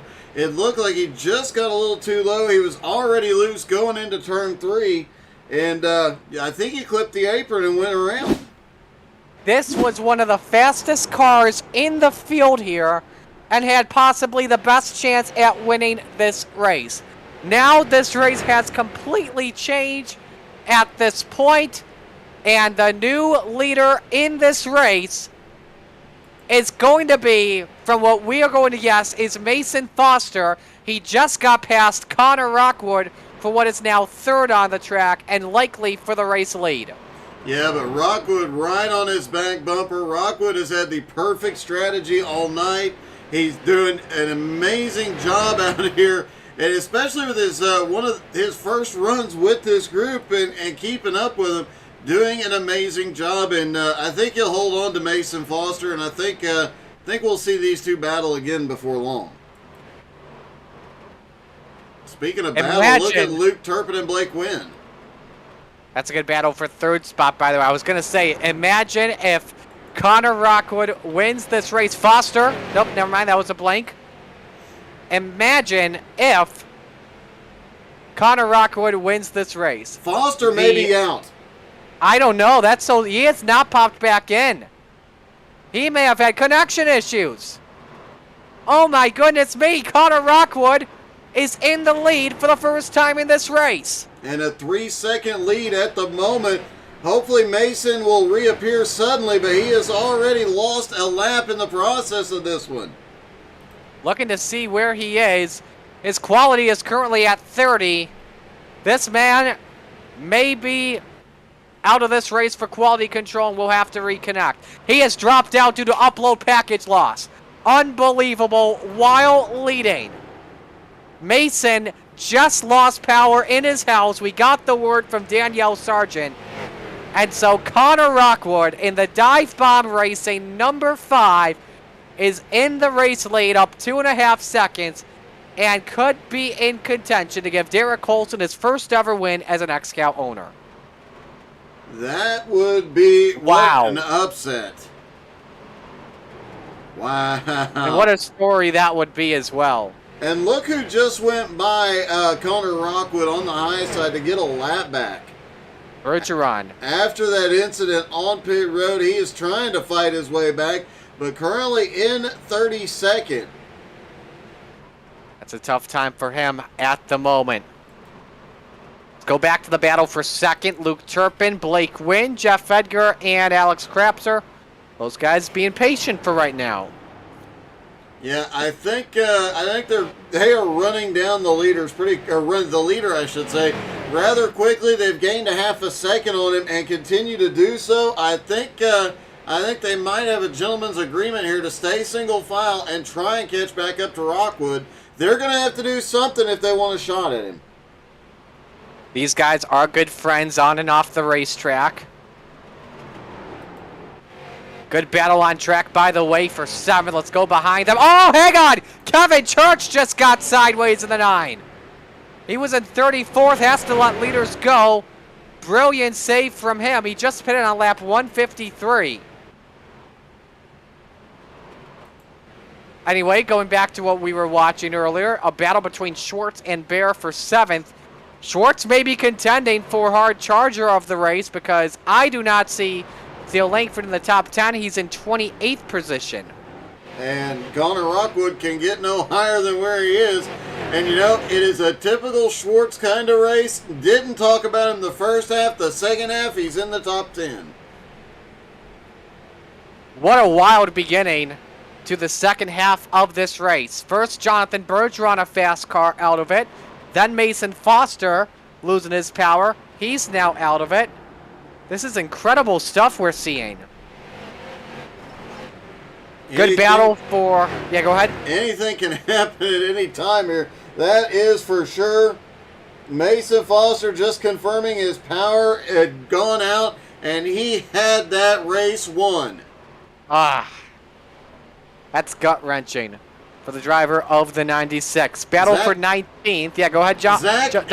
Edwards just started blinking. Looks like it smoothed out for a moment, but Zach has been blinking intermittently throughout the race. He's blinked in and out a couple times. Looks like he's okay. But, man, after Mason Foster's issue, you got to worry just a little bit. Let's give you a good battle on track for 19th. This is James Johnson and Joseph Hurd. Remember that 88 car in Hurd, making his debut tonight and is in 19th. A great start for the 88, I would say. I would say so, too. And up there battling with Jim Johnson. I mean, these guys are really going at it like they're battling for the lead. The 88 has been a little bit further up a couple times tonight. For his first time out here, not doing too bad, especially considering the level of competition he has. Let's watch second spot once again between Luke Turpin and Blake Wynn. Let's tell you as well the lap times, by the way. Turpin and Wynn are running 27 unders. Connor Rockwood's rocking 27.16. So there could be a chance that they close in on Connor Rockwood, and you could put them in a really wide shot, and they would be there. They're definitely trying to catch back up. They've been single file for quite a while, and they have been consistently running him down. But at the moment, Rockwood's still holding about 1.6 seconds ahead. He just seems to pick up the draft off the cars behind at just the right moment. Another good battle on track. Stephen Rex. And, trouble. Steele Langford has crashed. That's in turn number 2. No caution. We stay green. Let's see the Flaming Karma paint shop replay if we have it. And this was, again, Kevin Church getting loose. Oh my goodness, Kevin Church gets loose ahead. Steele Langford, who was charging through the field, just clips him, has nowhere to go, gets it back up on track, but Steele is going to lose a lot of spots. Rockwood on pit road. I can't believe how Robert Colgan missed that wreck. How did Kevin Church get loose, by the way? How was he slow on the track? I just took a look in turn number 4. He got up the track. Tyler Jalbert put him in the wall. Seeing if we can find that move. Luke Turpin, by the way, like you mentioned, in the race lead. 24th lead change unofficially. He is the 16th different leader unofficially as well.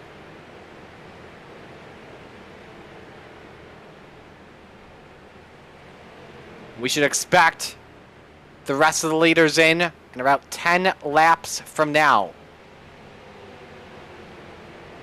What a wild night this one is turning out to be, but one driver who has started making his way back and his car is coming alive, Ryan Seams, the last couple of laps, has picked up several positions on track as he is, wow, holy cow, look at that side by side with the 84 of Tyler Jalbert. And remember as well, this is for a wave around spot. These guys are allowed to fight with Blake Wynn as they are only a lap down per the XCAL rules. You can fight the top 10. Man, if that caution came out now, there's been a couple of close calls. There was a very close call a moment ago we showed you. If that caution comes out, these guys are trying for everything they can to stay in front of Luke Turpin, stay in front of Blake Wynn, and stay in position to get that wave around.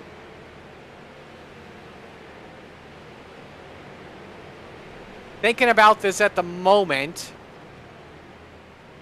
when Luke Turpin comes in, and the leaders do, it'll be around 184. I'm thinking this is after these guys come in, Langford's already on it. This is a 2-stop race to the end.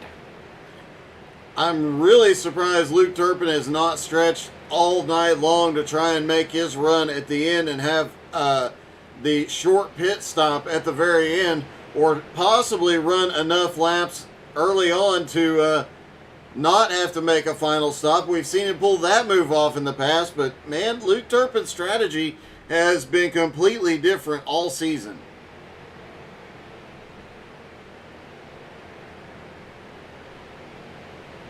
Hey Doug, by the way, while we were at it, didn't you say you had a really nice camera view you've been wanting to show off to the viewers?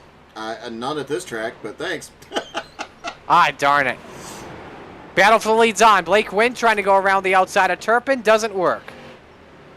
Yeah, but man, Blake, I think he might have stiffened up. Oh, he goes to the bottom. He faked Turpin to the high side and opened the door on the bottom and opens the door for move. Jeff Edgar. Edgar can't capitalize on the second position. 25th lead change of the evening at Iowa in its maiden XCAL race contact between Turpin and Edgar.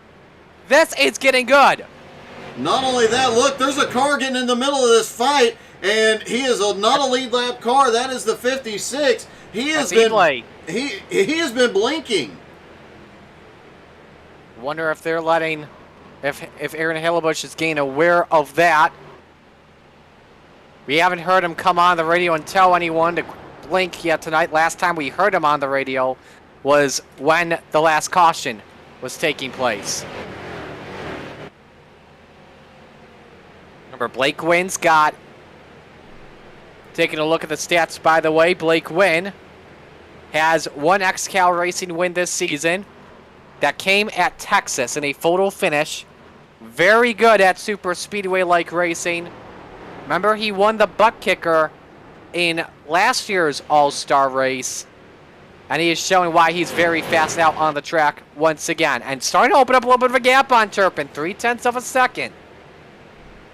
Yeah, Turpin's got his hands full with Edgar and Eblay trying to get himself back into fight. And Eblay's going to pull Edgar around.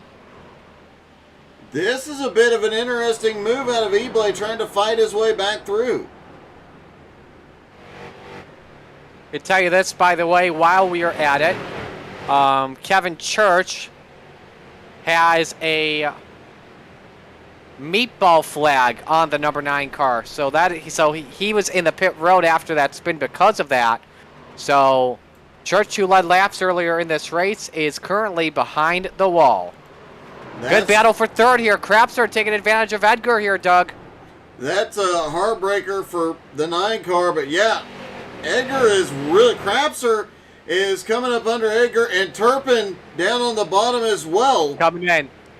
He's coming in. He's had enough of this 40-lap stint. He wants new fuel. Everyone now with a 2-stop race to get to the end. It's 224 and 264 at the moment. How much further do you think Blake wins, tries to stretch it here? And Eblay definitely making up some ground here. He's going to come by the leader. That's very interesting. Eblay, by the way, pitted on lap 179 on his end, so 2 laps to go for him. Oh, we've got cars around on the front. Jalbert's off the track. Jalbert's off the track. This could be a caution flag. They are clear. We'll wait to see. They are clear. They are clear. They are clear. Brancaccio involved. Jalbert. Oh, Jalbert and the 062 just bump each other coming out of turn 4. Some heavy door banging. And they go off the track. They get back running, but what a heartbreak for both drivers. And we'll see if they get into each other's head because of that. Remember, last time we saw Jalbert, you got to go back to North Wilkesboro. I'm trying to remember who it was against. Jake Sylvia, I think it was. Yeah. Yeah, in the 25. There was some discussions after that race.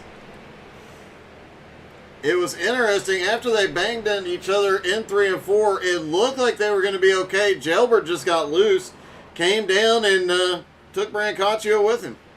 Remember, Aaron Hillebush, the worst thing on his end is post-race contact.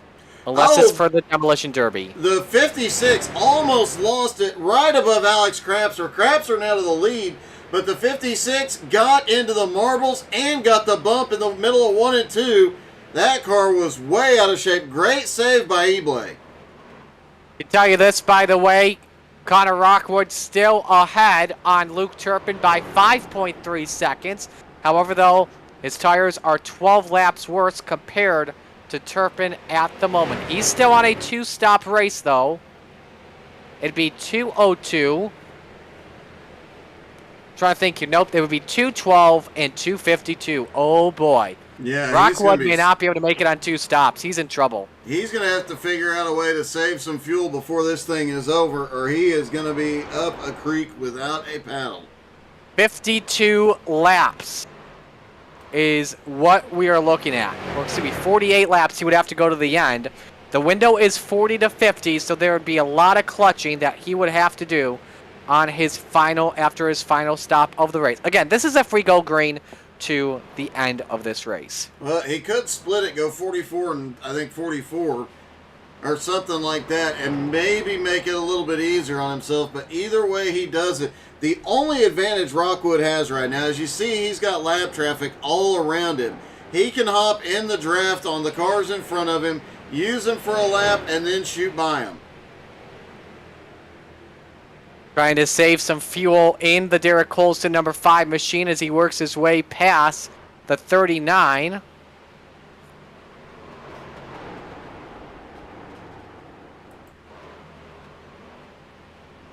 Rockwood now gets by the 39, goes through 1 and 2. He's got nobody to draft for the next little bit. Then he's got some more lap traffic ahead, and they're all lined up about perfect to give him a hand and save a little fuel. But he's still, even with drafting these lap cars, he's still got a huge, huge gap to make up. They're waiting for the top 5 drivers on the lead lap to pit. Alex Crapser, Zach and Austin Edwards, Kyle Martin, and Jeremy Gilliatt. Crapser will hit 40 laps this time by. If he could stretch it, man, if he could stretch it to lap 200, he can make it on 1 stop. Also waiting on Letto and Bergeron, so 7 drivers have yet to pit on this run. You see Crapser as well, just using some stuff up on the 960, just trying to get a nice toe off of him. Remember, they are teammates. And he is on the 40-lap run at the moment. And he's going to stay out, so that's 40 laps in the books on this fuel run. If he can make it another 5, man, it'd be close. He might be able to do it on one more stop. Something to mention, too, the Eblay and Landry battle ahead. That's for position. They're side by side for the 17th spot. So, what do you do here now if you're Alex Crapser? You try and help your teammate. And oh, Eblay's in the wall. Yep, that's not good. Crapser took evasive action on that, but still can't get by. But now he pulls up to the door of Eblay. Wow, that is a scary thing. You see him coming up off turn 4, and you're sitting there wondering, do they hit the wall? Are they going to hit the wall? Are they going to hit the wall? You have to be ready for that possibility, but you still have to be pushing as hard as you possibly can.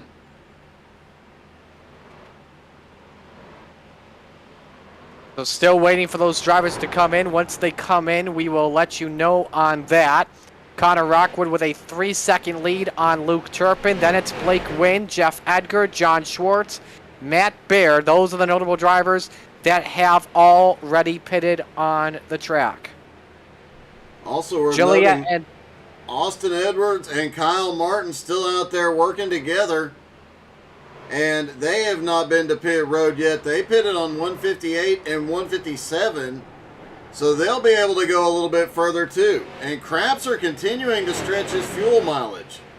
so we know someone can go 45 laps at the moment.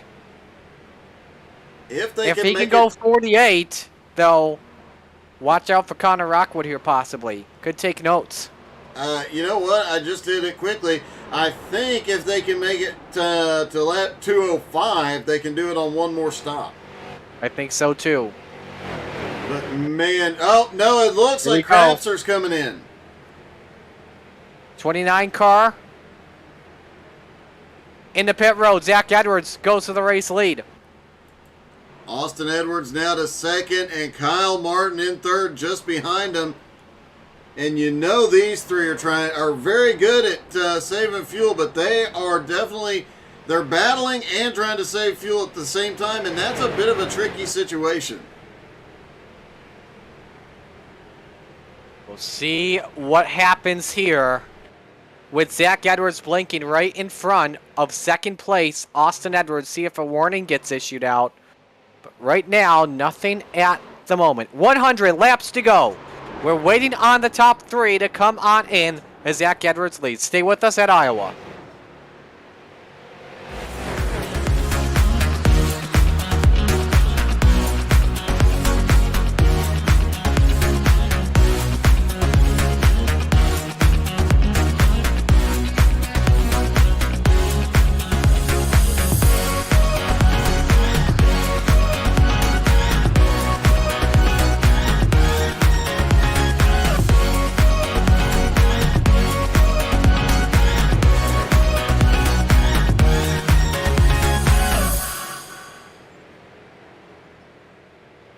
Are you ready to chase the moonlight?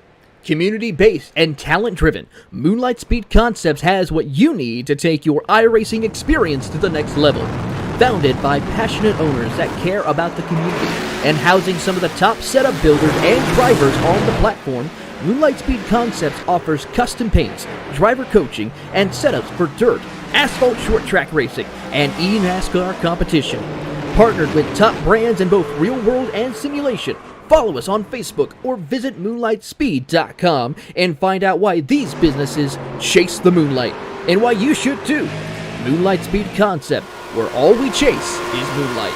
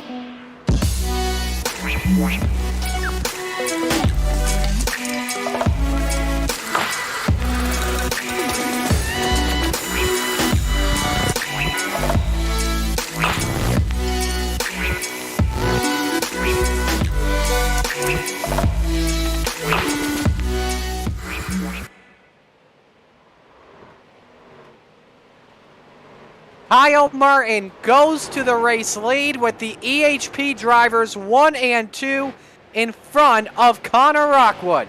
This is a big moment here for EHP. They did 33-second stops. Everyone else has done 40-second stops. This is a short pitting strategy. When the window opens up, they're going to go full fuel right to the end. Yeah, you know, it surprised us that they did that, but Austin would not do something like that if he hadn't tested it and wasn't confident in his strategy. Kyle following his team owner's lead here, so, man, here we go. We could see this play out. Could Connor Rockwood's strategy come back around and actually help him here? He's now up in third. Oh, caution is out! Caution flag is out! We don't know what it's for. We're hearing... I don't know what happened, but when we'll get it to you, we will let you know. It may have had to an involved... Mekis? Okay, we'll see what happened here. Now off of turn 4, Brent gets sideways. Oh! And it looks like Jailbert bounced off the wall, came down and got Minkus, but I'm not sure why that... I don't know what this caution flag is for. Hillebush didn't... Oh, here we go. We got it. Oh, my.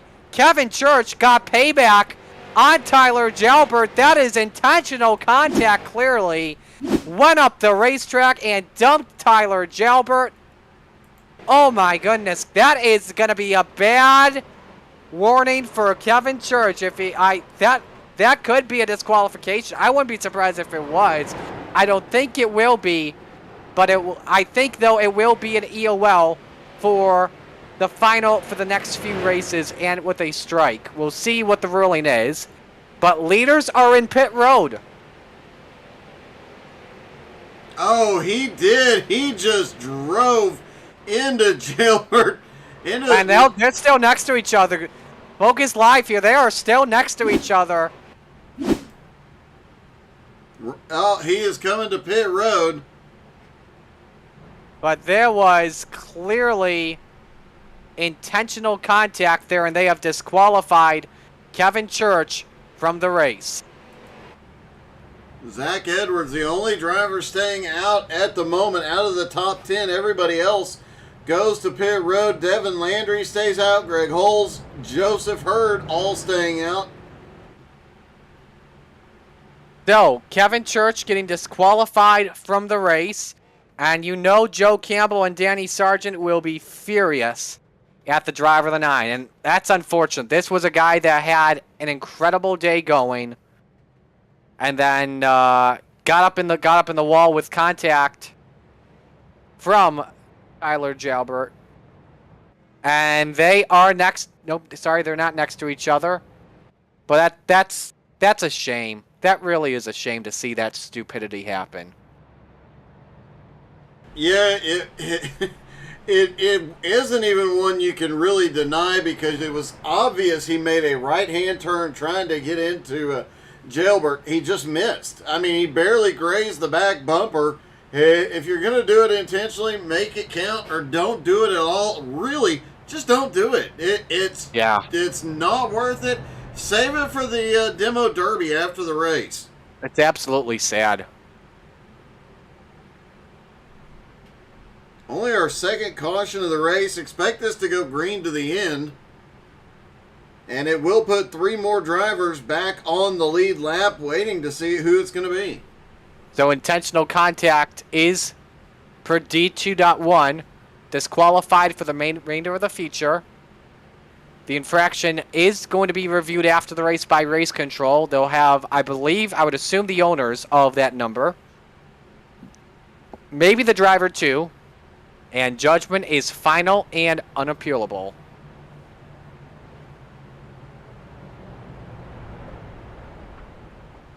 I don't know how you could deny that one. It's just, man, and he had to be holding on to it. They hadn't touched in quite some time, so he was just frustrated, saw the opportunity, and took it.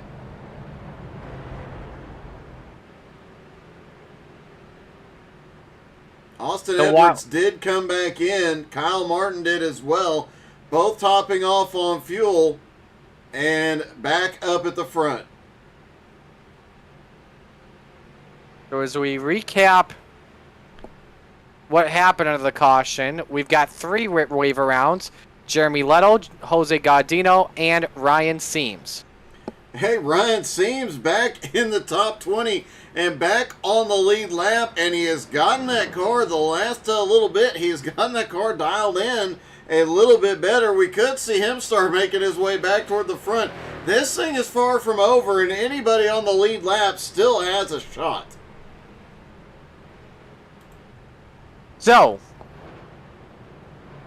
we have, like you said, 20 drivers on the lead lap, and what's going to be an exciting run to the finish. Now, if you're Connor Rockwood, who's now in 8th position, how does this play out for him? He just put on lap 209, so he's on the same strategy everyone else is. This is still a 2-stop race from the looks of it at the moment. Well, with the pace laps here, I don't know. Somebody could stretch it from here. You would normally say Luke Turpin could pull it from here, but I don't think Turpin can the way he's been going lately. But some of these guys could definitely make it stretch. Alex Crapser could stretch it from here, make it a 1-stop race. I think Austin and Kyle could as well. Not sure about the others, but man, it's going to get dicey.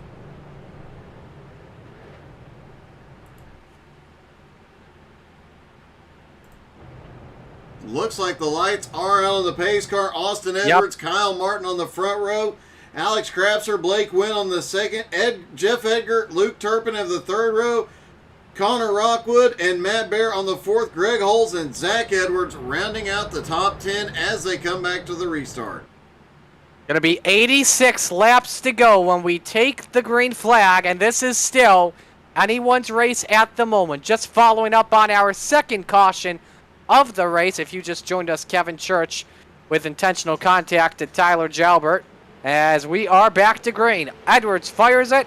We'll see where he puts Kyle Martin. Tries to find a lane they can come down on in front of Alex Crapser, and we've got a blinking Kyle Martin. And he's good off of turn 2 and second. And Crapser now in third as Blake Wynn looking to the high side. Blake has been really fast up top. Look at this. Crapser and Wynn for the lead. They decided to go all the way up the track to drive and save fuel, and Alex Crapser back to the point. And here now comes look Connor Rockwood. Rockwood. He restarted in 9th position. He's all the way up to 3rd. Wow. This is crazy. Austin and Kyle have to have hopped back intentionally to save a little bit of fuel here. I think so. And they're going to let these guys battle it out in front of them. They're going to sit in the top 10, just draft, save some fuel, make it to 1 stop, and go from there. Blake Wynn, Alex Crapser, and Connor Rockwood. Holy cow! Crapser and Wynn touch off of turn number 2. Blake Wynn to the lead. He's got the push from Connor Rockwood into turn number 3. Rockwood is ready. Unofficially, our 27th lead change of the evening. Rockwood the second. He is not satisfied there. He is going to the lead. Army 32nd lead change of the evening. Rockwood down to the inside. He wants to get back up in front. Double wide amongst the front 7 rows as Rockwood tucks it back in line. Here comes Jeff Edgar for 3rd. Edgar is having one heck of a race here tonight. He is putting on a show, doing an amazing, amazing job. He has got to be happy with the way this race is going. Crapser goes wide. Rockwood trying to go the second lane around, but Wynn slams the door. Holy cow, they hit the boat, and Rockwood blinks. This is getting interesting, folks. Austin Edwards around the outside, maybe on Luke Turpin for 5th spot on track. It's Edwards at the line. I'm surprised Kyle has not pulled up tighter to the boss. Maybe he is setting up to give Austin somewhere to go. If he Yeah, go ahead. If he needs to get down, you got to think Kyle is listening to the boss and figuring out where he wants him to go. But look behind him. How about some of these guys inside the top 10? Stephen Rex in 9th, and the debut of Joseph Hurd in 10th position.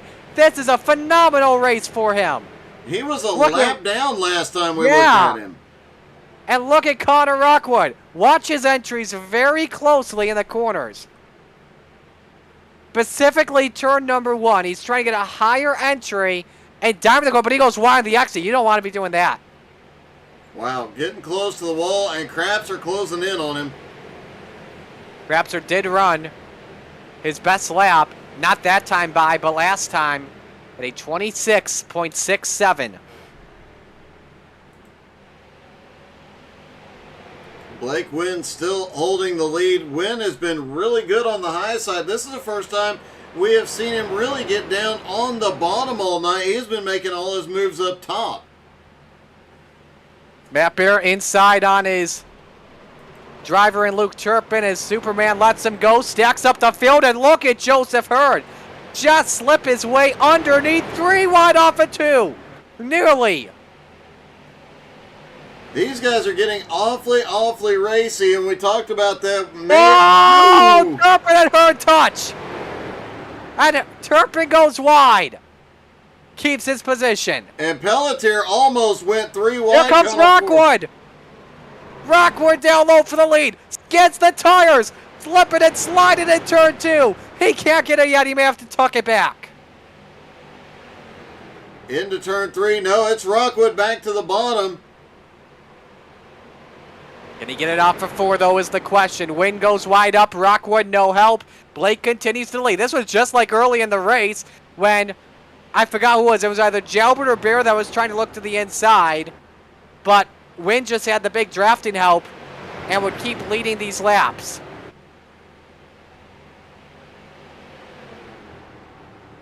If Crapser, whoever Crapser goes with here, would have the advantage for sure.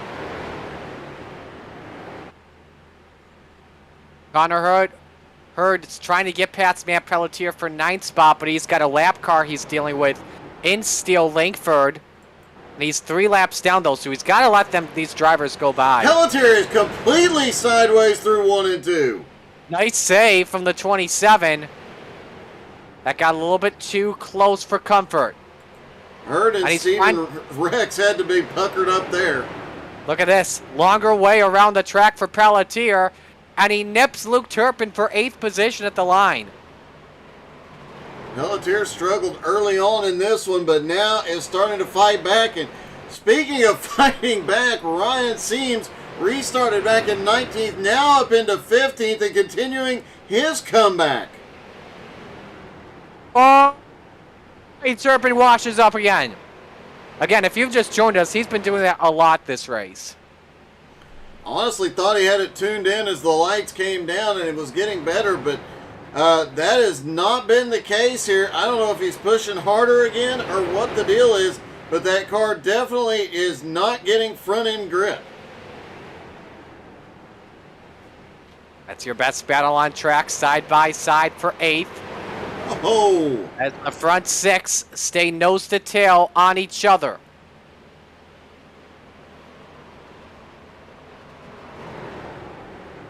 Man, it is getting really dicey back here. They've got some lap cars in the mix. They've got Joseph Hurd, Stephen Rex right behind this battle.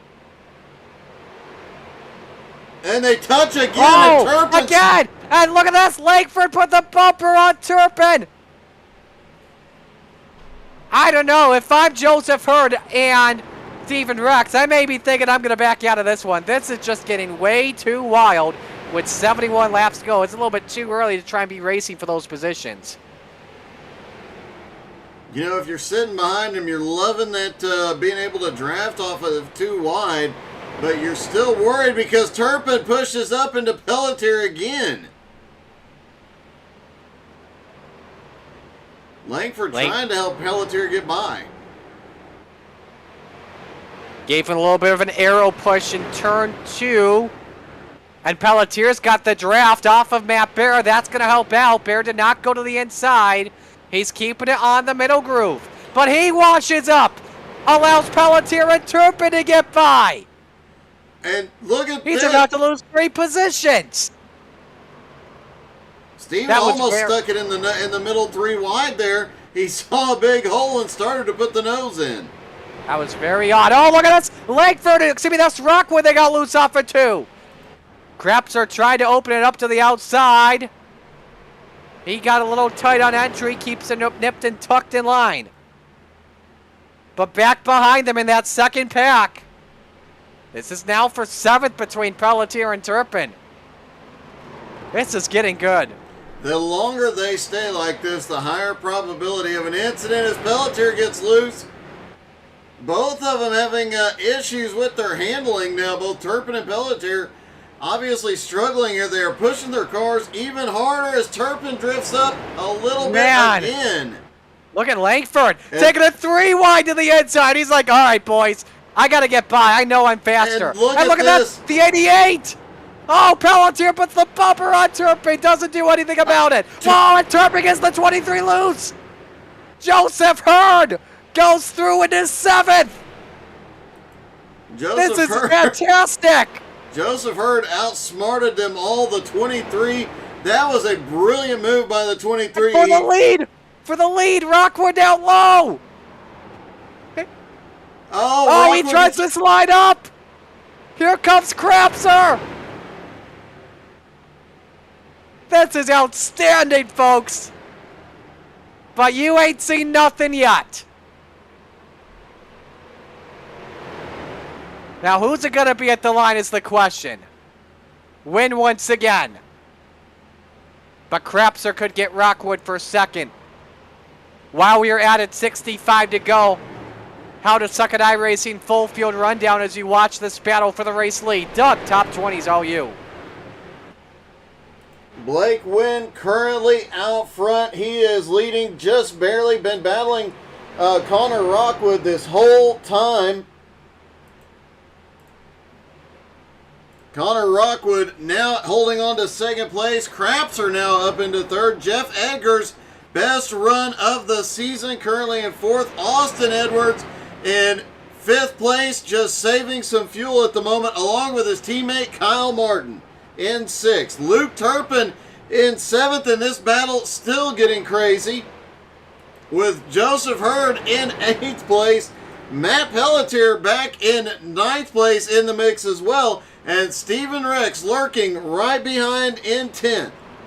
Zach Edwards not far behind in 11th, with Devin Landry back in 12th. Devin's been quiet and consistent all night long. Greg Holmes now up into 13th, up 14 spots. Ryan Seams continues his recovery. He is now up into 14th. Jeremy Gilliatt, his first run with XCAL, currently in 15th, and Matt Bear back in 16th. John Schwartz currently running in the 17th, up 21 spots. Jeremy Leto now back on the lead lap in 18th. Jose Godino also back in the top 20 in 19th. And look who's in 20th. Gerald Thanos Poole making his way up in the top 20. Chris Johnson runs in 21st. PDJ Zeller in his 35th XCAL start is 22nd. Sean Patrick is 23rd. A great run from Brad Eblay tonight in 24th position, considering where he's finished recently in XCAL races. Robert Colgan is 25th. John Friley 26th. Travis Sukup 27th. James Johnson is 28th. Theo Langford is 29th, still racing with Luke Turpin and company. And in 30th spot, Tyler Jabber recovering after his day has gone from good to bad. Albie Hewins is in 31st position. Jonathan Bergeron, after leading laps and having one of the faster cars earlier in this race, is riding in 32nd. Don Jordan is 33rd. 34th, Stephen Wetton. 35th, Alex Gratz.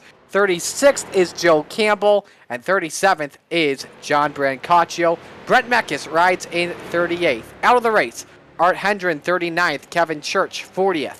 TJ DeBlasi 41st. Mason Foster 42nd. Daniel Miller 43rd. Sean Andrews in 44th. A lot of names out of the race that led laps in this race. I had good chances of winning, like Kevin Church and Mason Foster.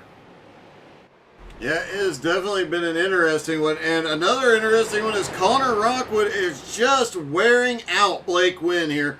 Alex Krapser and Jeff Edgar right back there, they are not pushing the issue, but man, Rockwood keeps looking underneath, keeps looking for a way by, keeps pushing that car to its absolute limit. And, yeah, it's going to get Krapser a little loose off turn 2. Jeremy Gilliatt is in pit road in the 83. That's the first driver to come in for what could be his final stop of the evening. Now, will he make it on fuel is the question.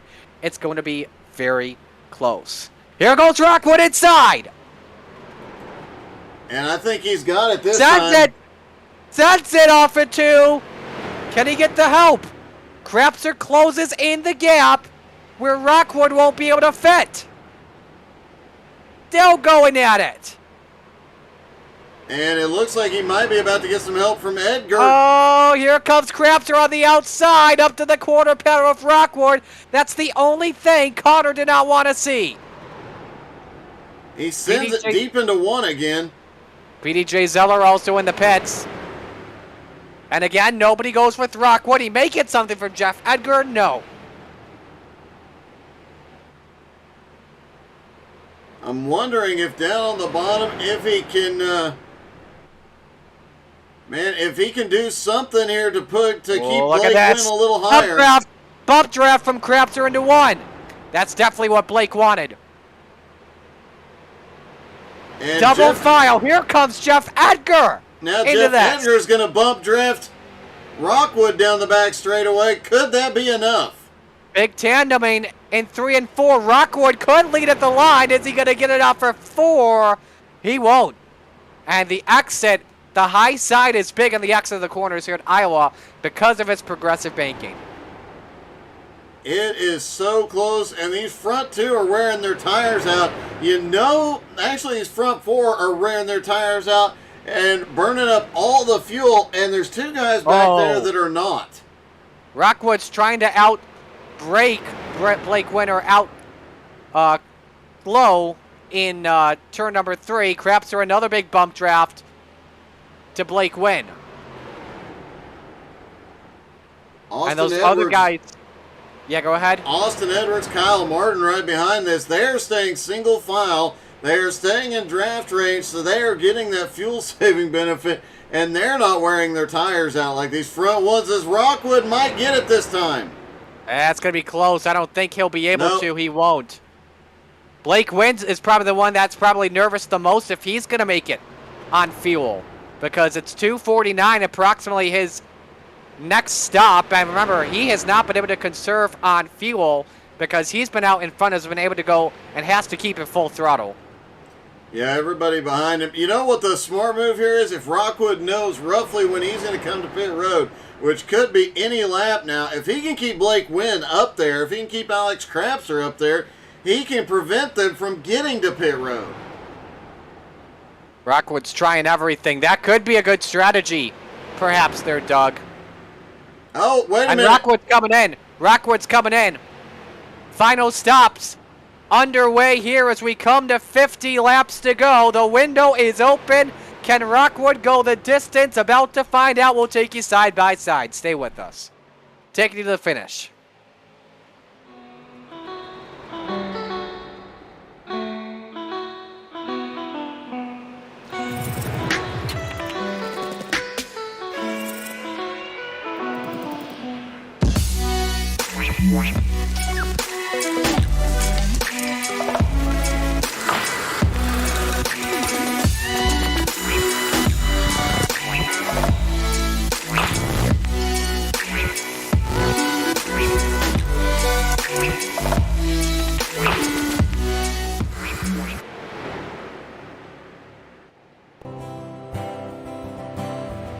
This is my good friend who had cancer when we were really little, and he was able to beat it through early detection, and now he just recently graduated from Santa Clara. This picture's really funny. My dad was diagnosed with cancer my freshman year of high school. Thanks to early detection, he now gets to see me graduate from college.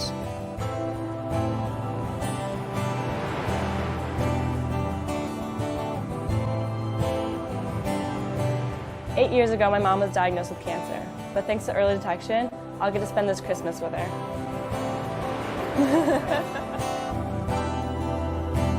My dad was diagnosed with cancer when I was 10, and he passed away soon after. Maybe if we had early detection, he would have been able to be there to walk me down the aisle.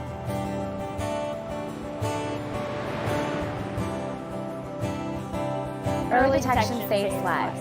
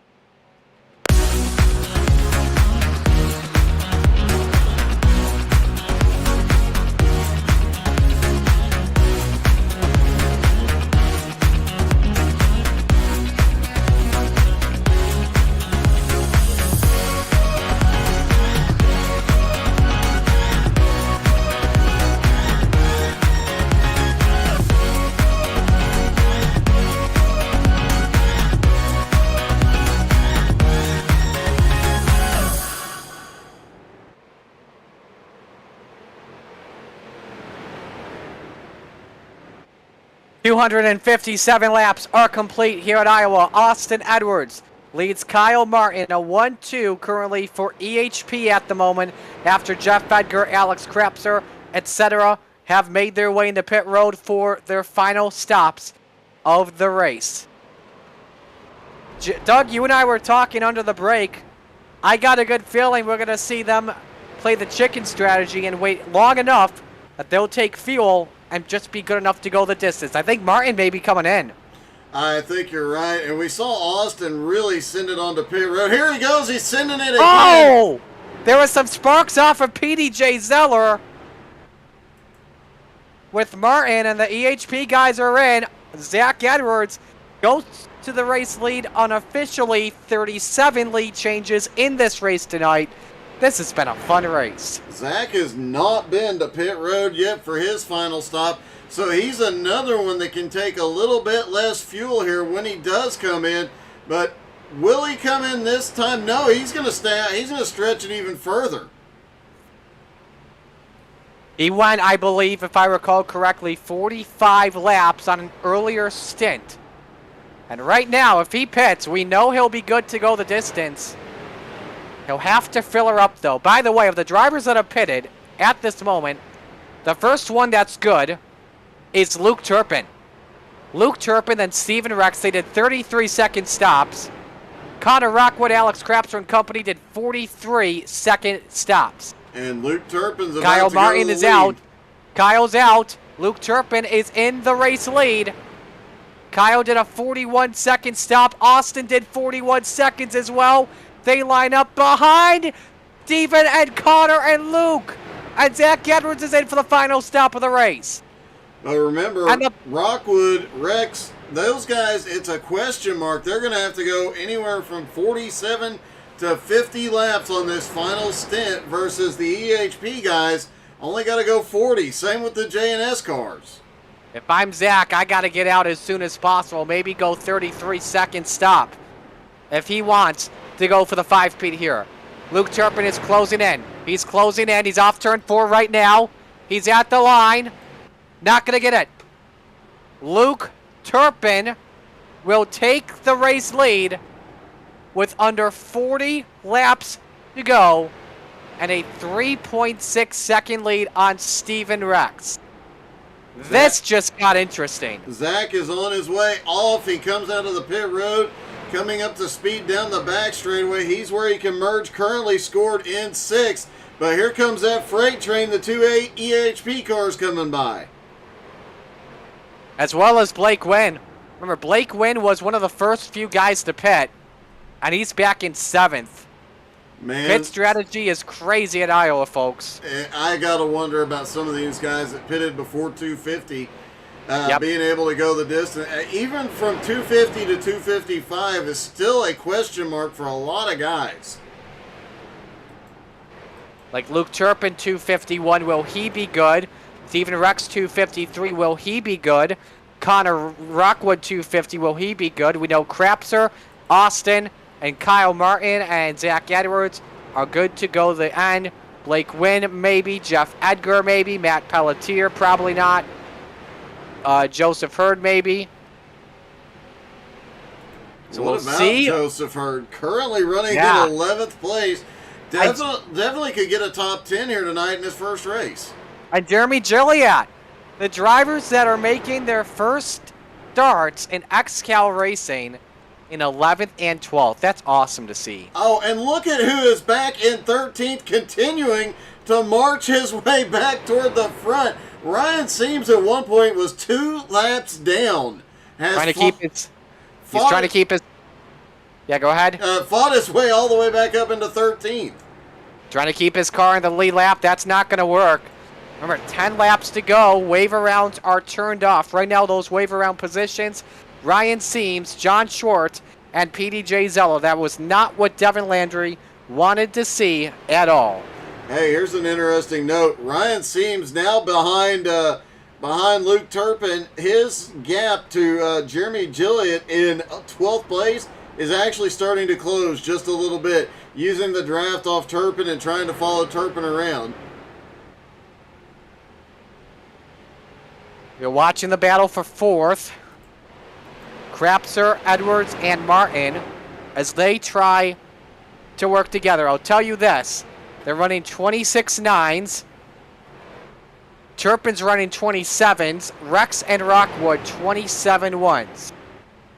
They do not have the draft. They are 4 seconds apart from each other. So this could get interesting. Luke Turpin out there all alone is going to get interesting. Oh, hang on. Tyler Jalbert's loose. Tyler Jalbert's loose. Oh, he saved it. I thought that car was going around.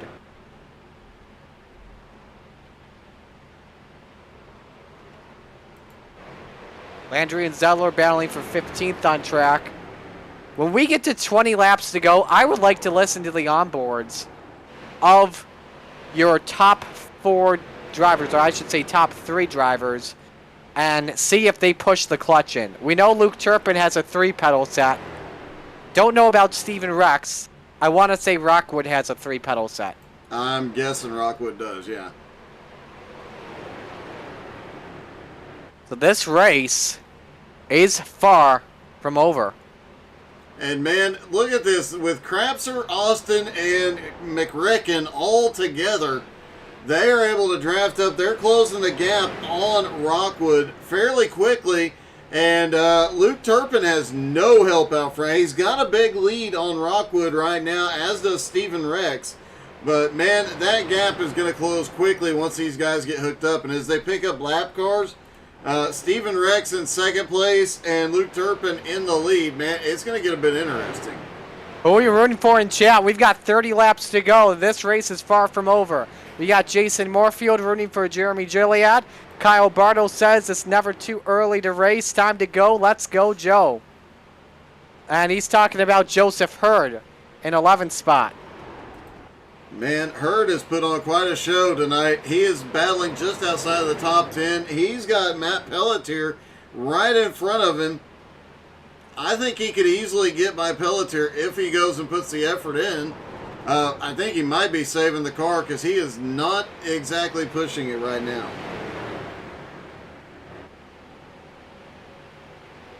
Look at the lap times once again. Again, 26.9s. Top 3, 27s. They are up on Connor Rockwood. Now we'll see if this train can close in on Steven Rex, who is 5 seconds ahead just about. They're not going to be, at this rate, if this race goes green to the end, and they keep the same pace, they will not catch him. And they are catching him, but it's just not enough. And with Luke Turpin being 8.6 seconds out, you know, it's going to be tough, but the question mark is still there about the fuel mileage because that top 3, we are not 100% sure if they can make it. Crapser is the first one we know can go the distance. It has been 6 races since we have seen Luke Turpin go to victory lane. I should say 7 races. He last won at South Boston on April 19th. It's very surprising to say that the defending champion in XCAL Racing has only 2 wins thus far as we are past the halfway point. He's got the 3rd most wins on the season. Austin Edwards has 5. Zach Edwards has 4. Interesting that the Edwardses have 9 of the race wins together. And, I mean, obviously they're not related, but apparently I'm changing my last name to Edwards and going to start racing more. Talk about as well about Steven Rex right now at the moment. This may be the most improved driver of the season thus far. I don't know. I would say there is an argument there for the number 7 of Jeff Edgar.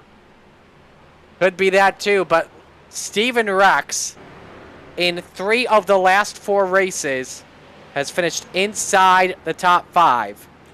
He had a 5th place finish at Michigan, a 5th at South Boston, a 3rd at Southern National Motorsports Park last week, where he came oh so close to getting the win. This would be his best finish in XCAL Racing history if this happens.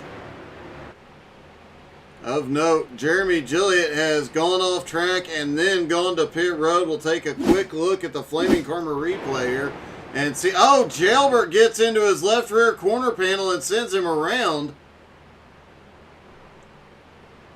He manages to save it, gets back up on track, and gets going again. But what a heartbreaking race, or what a heartbreaking end to a great race so far for Gilliott. Tell you what, that man, though, has nothing to be ashamed of with that run he had tonight.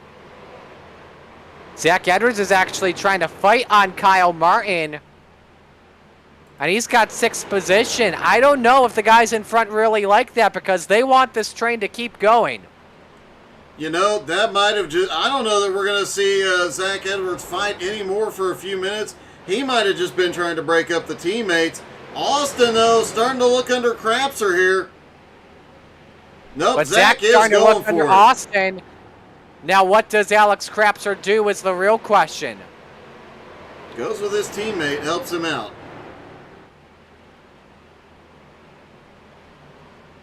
21 left. Make it 20 now, correction. Luke Turpin's lead is shrinking quickly. Steven Rex now down to 3.5 seconds. Let me listen on board. See if he's using the clutch. He's only going up to 130 miles an hour. I think he's laying off a little bit. He's lifting later, I think. Steven Rex, though, was about half a tenth slower last time by. It's been an incredible race here tonight at Iowa. We have had nearly 40 lead changes tonight, and I've had 16 different winners. This race, without question, has turned into a big success story on the XCAL Racing schedule, and without question, will be back for 2023. The drivers have loved it tonight. The fans have loved it tonight. I'm sure as heck Aaron Hillebush is loving what he's seen tonight too. Look at all this traffic that the pack has to endure, though. That's going to be very tough. Turpin's in! Turpin's coming in! He did not Rex measure the is field coming right! in. Luke Turpin is in! Stephen Rex comes in! Connor Rockwood and Zach Edwards battle for the race lead! 17 laps to go. They touch and they're 3 wide. Well, there you have it, and that now brings into question, can Connor Rockwood go the distance from here as Zach Edwards goes to the lead? Austin trying to get second. This race just got turned upside down. We've got a battle on our hands, folks. Zach Edwards has taken the race lead, and now the chance for a 5-peat just went up. But Connor Rockwood is fighting big time, and nobody wants to work with him. Well, it looks like he's getting a little help from the other Edwards. Austin right on the back bumper, not going to go up and help Rockwood. No, he does. But what are they going to do here momentum with this traffic? They're dealing with Travis Sukup and Ryan Seams. This could get interesting. Oh! Contact between the leaders. They save it, though. Oh. Rockwood comes down. Where's Zach? And Zach has been warned to quit blinking. That's his last warning. He could get black flagged. And what a heartbreak that would be for Zach Edwards. His shot at 5 in a row may go out the window if that internet connection doesn't. Oh, he clears. 14 to go. Zach still leads. Rockwood crosses over to the inside. Send it, Connor. Austin back in third following this mess around. No help. He has lost track of Kyle Martin in the lap traffic and Alex Krapser. Oh, he slides up. I think they touched off for 4. Zach still leads. And now Gotta Austin get up. moves up high. I can't believe Rockwood did not go up to the outside. Very surprising. He could lose second to Austin Edwards. And look who he's got behind him. I think that's a teammate in Chris Johnson. It is Chris Johnson and one of his closest friends. You know Chris is there to help him. Rockwood's coming to pit Rockwood's road. got a pit. Rockwood's got a pit. Oh! Kyle Martin now to third. They've got Chris Johnson there, their teammate, to help. Which Edwards is it going to be here tonight? That's a tough break. Now I think he pitted on lap 255. Now you wonder if Alex Krapser will be good to go the distance. This is going to get close for a couple of guys behind, but that top 3, yeah, they can go the distance. They are going to race this one out. You've got an Edwards looking for a 5-peat. An Edwards looking to get back to victory lane and get his 6th win of the season. You've got a lap car behind in the 60 in Chris Johnson. That's separating the top 2 from Kyle Martin. Martin looking for his first win in XCAL Racing. And Martin is thinking, get out of the way. Zach Edwards, though, is still blinking. We've got 10 laps left. He's got to be careful. Hey, here's an interesting note. Where are we at next week? Next week, I'm looking, trying to find it. Oh, baby, we go to Oxford next week. Go to Oxford. If Zach Edwards wins tonight, then both Edwardses will go into Oxford with 5 wins apiece on the season as Zach continues to close in on Austin's points lead. It could be Edwards versus Edwards next week. No more lap traffic. There's Martin trying to jump to the inside. I think Chris will back off and let him and then go down and help him and use himself as a roadblock for Krapser. Now That's you've a smart move. Edwards, you've got 2 EHP cars, second and third, and an EHP car a lap down trying to help him out. Krapser down to the bottom, though. Less than 10 laps to go. No more wave rounds if a caution comes out. And at 5 to go, there will be no more cautions. Zach Edwards is going to have the longest 7 laps of his life to try and get the 5-peat. Very rare in any form of motorsports. 4 drivers have a chance to win it, and Zach still blinks. He could get black flag. This is going to be very tight to the end.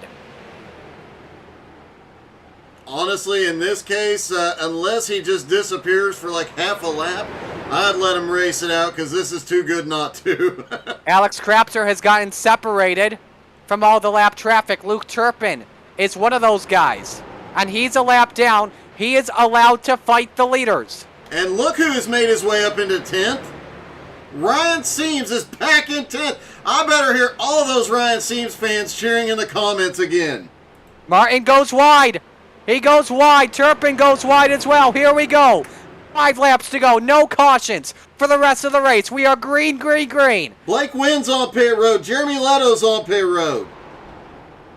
Now, what do you do if you're Austin Edwards and Kyle Martin? When do you make the move to get past Zach? As soon as possible. As we've seen, it's a bit tricky. You've got to have it timed just right. And Zach knows everywhere they're going to go, so he is going to do everything he can. Oh, what do you do though if you got Luke Turpin in the way?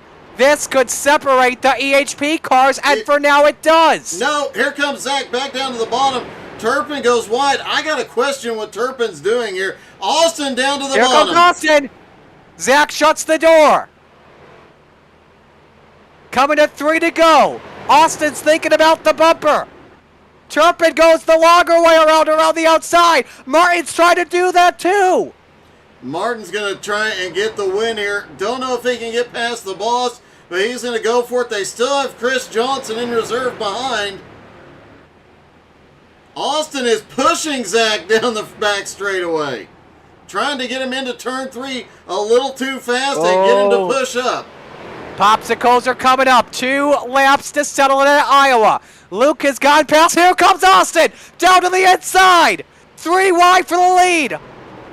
Can Austin get the clear? Oh, it's going to be tight. Kyle goes with. Still side by side. They've got Chris helping, and Turpin up on the high side is blocking the way. For now he's down. They touch. And there's a blank.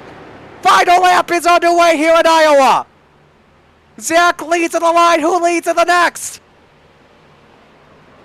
It's a coin toss from here. Oh, Austin's got it. He's got the clear. Martin gets it to Zach Edwards. They get the wall. Great save by Zach. Great save by Kyle. Austin Edwards through 3 and 4. It's going to end the illustrious streak of Zach Edwards. Austin Edwards is back in victory lane at Iowa. What a race. What a finish. And here Drift time. Here comes the patented Austin Edwards drift through 1 and 2 to celebrate. It's still 5 in a row for the last name of Edwards, but Austin Edwards takes it to victory lane tonight. That was a beautiful execution of strategy in those final laps, and Austin Edwards takes the win. They all get down here to help celebrate. Great job by that top 3. Man, the moves, the strategy, the play tonight has just been amazing.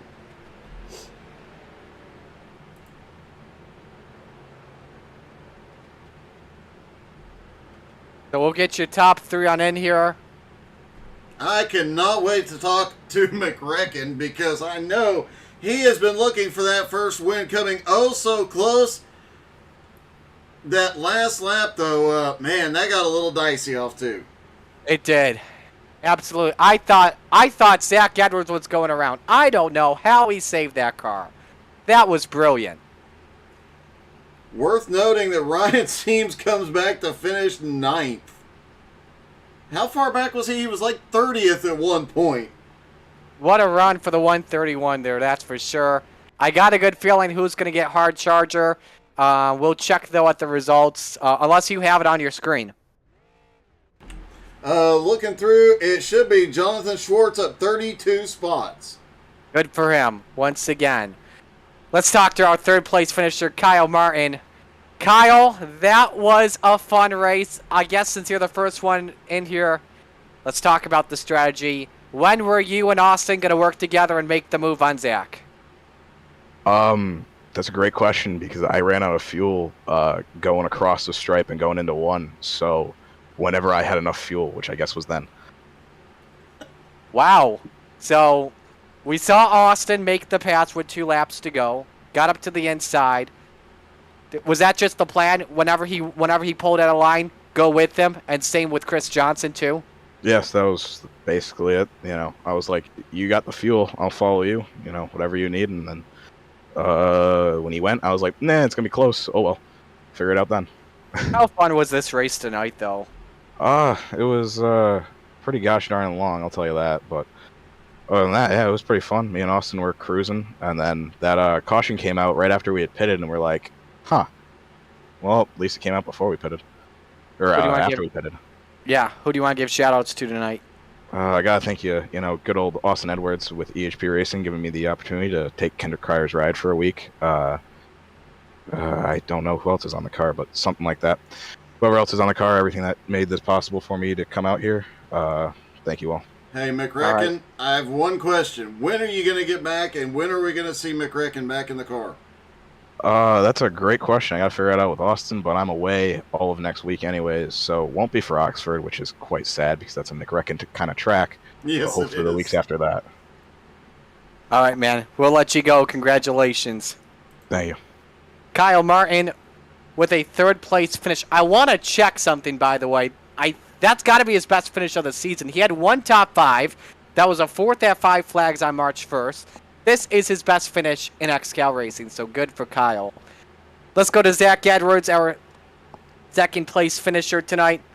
Zach, unfortunately, all good things must come to an end. That was a fun race. Just talk about trying to hold off Austin there, and I got a good feeling with all the teammates behind him. You expected a move there. Yeah, I mean, with the first caution, I spotted the field 30 spots, felt like. I don't know, I missed pit road, but we battled back from that, and I was just happy to be in contention. But I burnt the right front off the last run there, trying to run them guys down, and I just didn't have enough there at the end. Was there any concern about getting the black flag when Aaron was telling you to quit blinking? Oh, 100%. Yeah, Aaron doesn't play around when it comes to that, but I'm glad it cleared up enough or whatever. I don't know if I wasn't blinking on my screen, so I don't know how bad it was on the broadcast, but I want to apologize for that, and I'll look into fixing it. Heck of a run, man. Heck of a race. Who do you want to give shout-outs to? I got to give a shout-out to all of JNS. Devin actually built the setup this week, so he gave me the week off. And I got to thank Alloy Wheel Repair of the Upstate, Flaming Karma Paint Shop, How to Suck at iRacing, XCAL, Kyle Martin for getting in the back of me there. No, that was fine. But congrats to Austin. That was long overdue, so we'll look forward to Oxford. All right, we'll let you go. Congrats on a great run, man. Thanks, Marty. Zach Edwards, our 2nd place finisher here tonight. It's time to go to Fuel Factor X Victory Lane presented by KMU Trucking and Excavating. Austin Edwards, welcome back, man. It feels like it's been forever since we last talked with you. But how does that win feel? What a race. He was so happy. Good. Yeah. He's speechless on the win. I have never known Austin to be speechless, but... Yeah, I'm having microphone problems today. You're good, man. You're good, man. We got you now. So, how does that feel? What a race. Man, it feels good to be back, Marty. That was, I knew it was going to come down to fuel strategy, but I didn't know how much it was going to matter in the end. And luckily, I had a good teammate by my side the whole race, and we just pushed the clutch pedal in enough on corner entry, just lap after lap, trying to save as much fuel as possible. We nailed our pit stops every time, and bit of a crazy finish there. I was not expecting that many people to be up front, but all in all, it worked out in the end, and I don't think I got any incident points, so it's a good day. I'm going to confirm right now. A lot of guys with 0x, and you did have 0x, so that's a damn good day for sure. You were pretty much the one that set the strategy up, because you were right behind Zach. and you planned on making a move there. How'd you set that up to let your teammates know, hey, it's time to go, let's get it? Yeah, halfway through the race, I realized that Zach was always around us in one way or the other, but drafting at this track is so important, so I kind of pulled a move where I made sure I was behind him as much as I could be, and kind of followed him throughout the race and let him burn some gas up, and in the end, I think I probably didn't need to save as much as I did, but I had that option if needed to hopefully stress him out on fuel mileage a little bit more, but in the end, it was very, very close times and a very close race at the end, and man, I broke Zach Edwards' winning streak. That's like the biggest accomplishment of my sim racing career, so Austin, I'm ready for Oxford. Austin, I do have to ask, on that last restart, you and Kyle went around that first lap, and then coming out of turn 4, you both just kind of move up the track. Was that the fuel saving strategy there, just dropping back a few spots and sitting in the draft? I lost my mic. No, there we go. I'm back. But yeah, no, the draft around here is just huge, especially in these street stocks being so low on power and the gear that we were all running today. So, yeah, moving up there in turn 4, we didn't really see like leading laps was a big deal to us. So we moved back there and got back in the draft and just made sure we were going to be good to the end so we could be in that lead pack. So, I think we learned some good things today, got some good data to go into the next big track in Nashville. But thankfully, we're going back to a short track, which is my touche at Oxford. So we're excited. All righty. Well, who do you want to give shout-outs to on the run? Oh, well, first off, I just got to say Kyle Martin. I don't know if you guys know him, but his nickname is McReckon, and he kept it pretty dang clean today, so I'm proud of that. He was a good drafting partner to have around. As always, thank you to JR Graphics and Design and JR Button Boxes, keeping us looking fresh and having some buttons to push, besides the people in the league, obviously. And a big thanks to you guys here in the broadcast booth putting on a show. Great win, man. Congratulations. Thank you. Austin Edwards gets win number 6 on the year at Iowa on a last lap pass on Zach Edwards. And Fuel Factor X Victory Lane presented by KMU Trucking and Excavating. Your official results from tonight look like this. Austin Edwards gets the race win. Zach Edwards finishes 2nd. Kyle Martin 3rd. Alex Krapser 4th. Jeff Edgar 5th. John Schwartz 6th. Devin Landry 7th. Luke Turpin 8th. Ryan Seams 9th. And Blake Wynn 10th. Steven Rex 11th. How about Jose Gaudino? Heck of a run for him tonight. 12th position finish for him. Great job from him. Matt Pelletier 13th. Connor Rockwood 14th. Joseph Hurd 15th. Matt Bear 16th. Jeremy Gilliatt is 17th. Greg Holz 18th. Jonathan Bergeron 19th. And PDJ Zeller 20th position. Doug? PDJ Zeller 21st. Chris Johnson came home 22nd. Sean Patrick in 23rd. Brad Eblay comes back for 24th. Robert Colgan in 25th. Jim Johnson, a big night, up to 26th. John Friley 27th. Alex Gratz in 28th. Stephen Wetton comes home 29th. And Thanos comes home in 30th. Albie Hewins 31st. Don Jordan 32nd. Joe Campbell 33rd. Brent Meckes is 34th. Travis Sukup 35th. John Brancaccio 36th. Tyler Gilbert 37th. Steele Langford, a heartbreaking 38th. Art Hendren 39th. Kevin Church, TJ DeBlasi, Mason Foster, Daniel Miller, Sean Andrews, all out of the race and rounding out the field. And confirmed, by the way, that because of Church's disqualification, that DeBlasi to Andrews, they all move up one position. Here are your bonus points here from tonight. We have, first off, 2 cautions for 11 laps. 41 lead changes in the race. That's amazing. So, leading the lap for 5 bonus points. Austin Edwards led 13. Zach Edwards 35. Kyle Martin 8. Alex Krapser 25. Jeff Edgar 3. Luke Turpin 30. Blake Wynn 91. Connor Rockwood 12. Matt Bear 7. Jonathan Bergeron 36. And scrolling down here, John Brancaccio 1, Tyler Jalbert 1, Mason Foster 17, and Kevin Church 21. Blake Wynn led the most laps at 91, so we'll get an additional 5 bonus points for that. Fastest lap in the feature was a 26.459 set by Jonathan Bergeron, so he'll have 10 bonus points from tonight. Austin Edwards on pole position, so he'll get 10 bonus points as well tonight. And the Hard Charger Award with the most spots gained was John Schwartz, so he will get 5 bonus points from tonight. No Patreon super fans, but if you're interested in becoming a Patreon, make sure you go to xcalracing.com/Patreon for more info. Must be 18 or older to view our content. We head to Oxford next week, which is the circle track in XCAL Racing, one of our favorite tracks on the schedule as well. Always a tough track, that's for sure, because you got to hold that inside line. You can't go too far low, and you can't go too far high.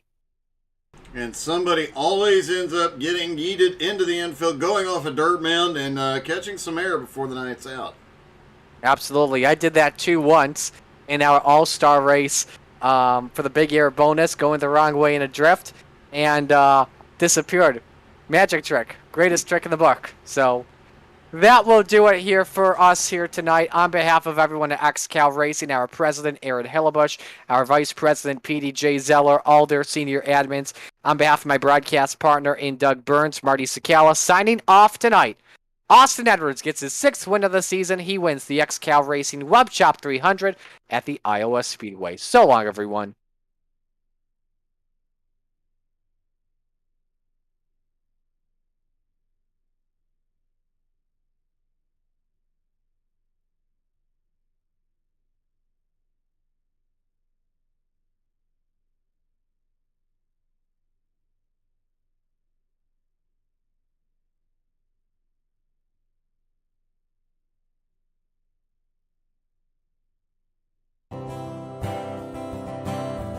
This is my good friend who had cancer when we were really little, and he was able to beat it through early detection, and now he just recently graduated from Santa Clara. This picture's really funny. My dad was diagnosed with cancer my freshman year of high school.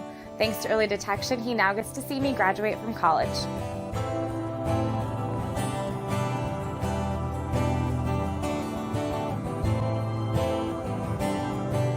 Eight years ago, my mom was diagnosed with cancer, but thanks to early detection, I'll get to spend this Christmas with her.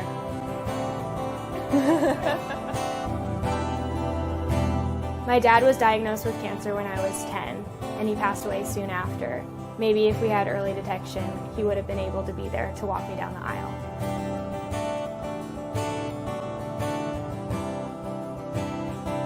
Early detection saves lives. Are you ready to chase the moonlight? Community-based and talent-driven, Moonlight Speed Concepts has what you need to take your iRacing experience to the next level. Founded by passionate owners that care about the community and housing some of the top setup builders and drivers on the platform, Moonlight Speed Concepts offers custom paints, driver coaching, and setups for dirt, asphalt short track racing, and e-NASCAR competition. Partnered with top brands in both real world and simulation. Follow us on Facebook or visit moonlightspeed.com and find out why these businesses chase the moonlight and why you should too. Moonlight Speed Concept, where all we chase is moonlight.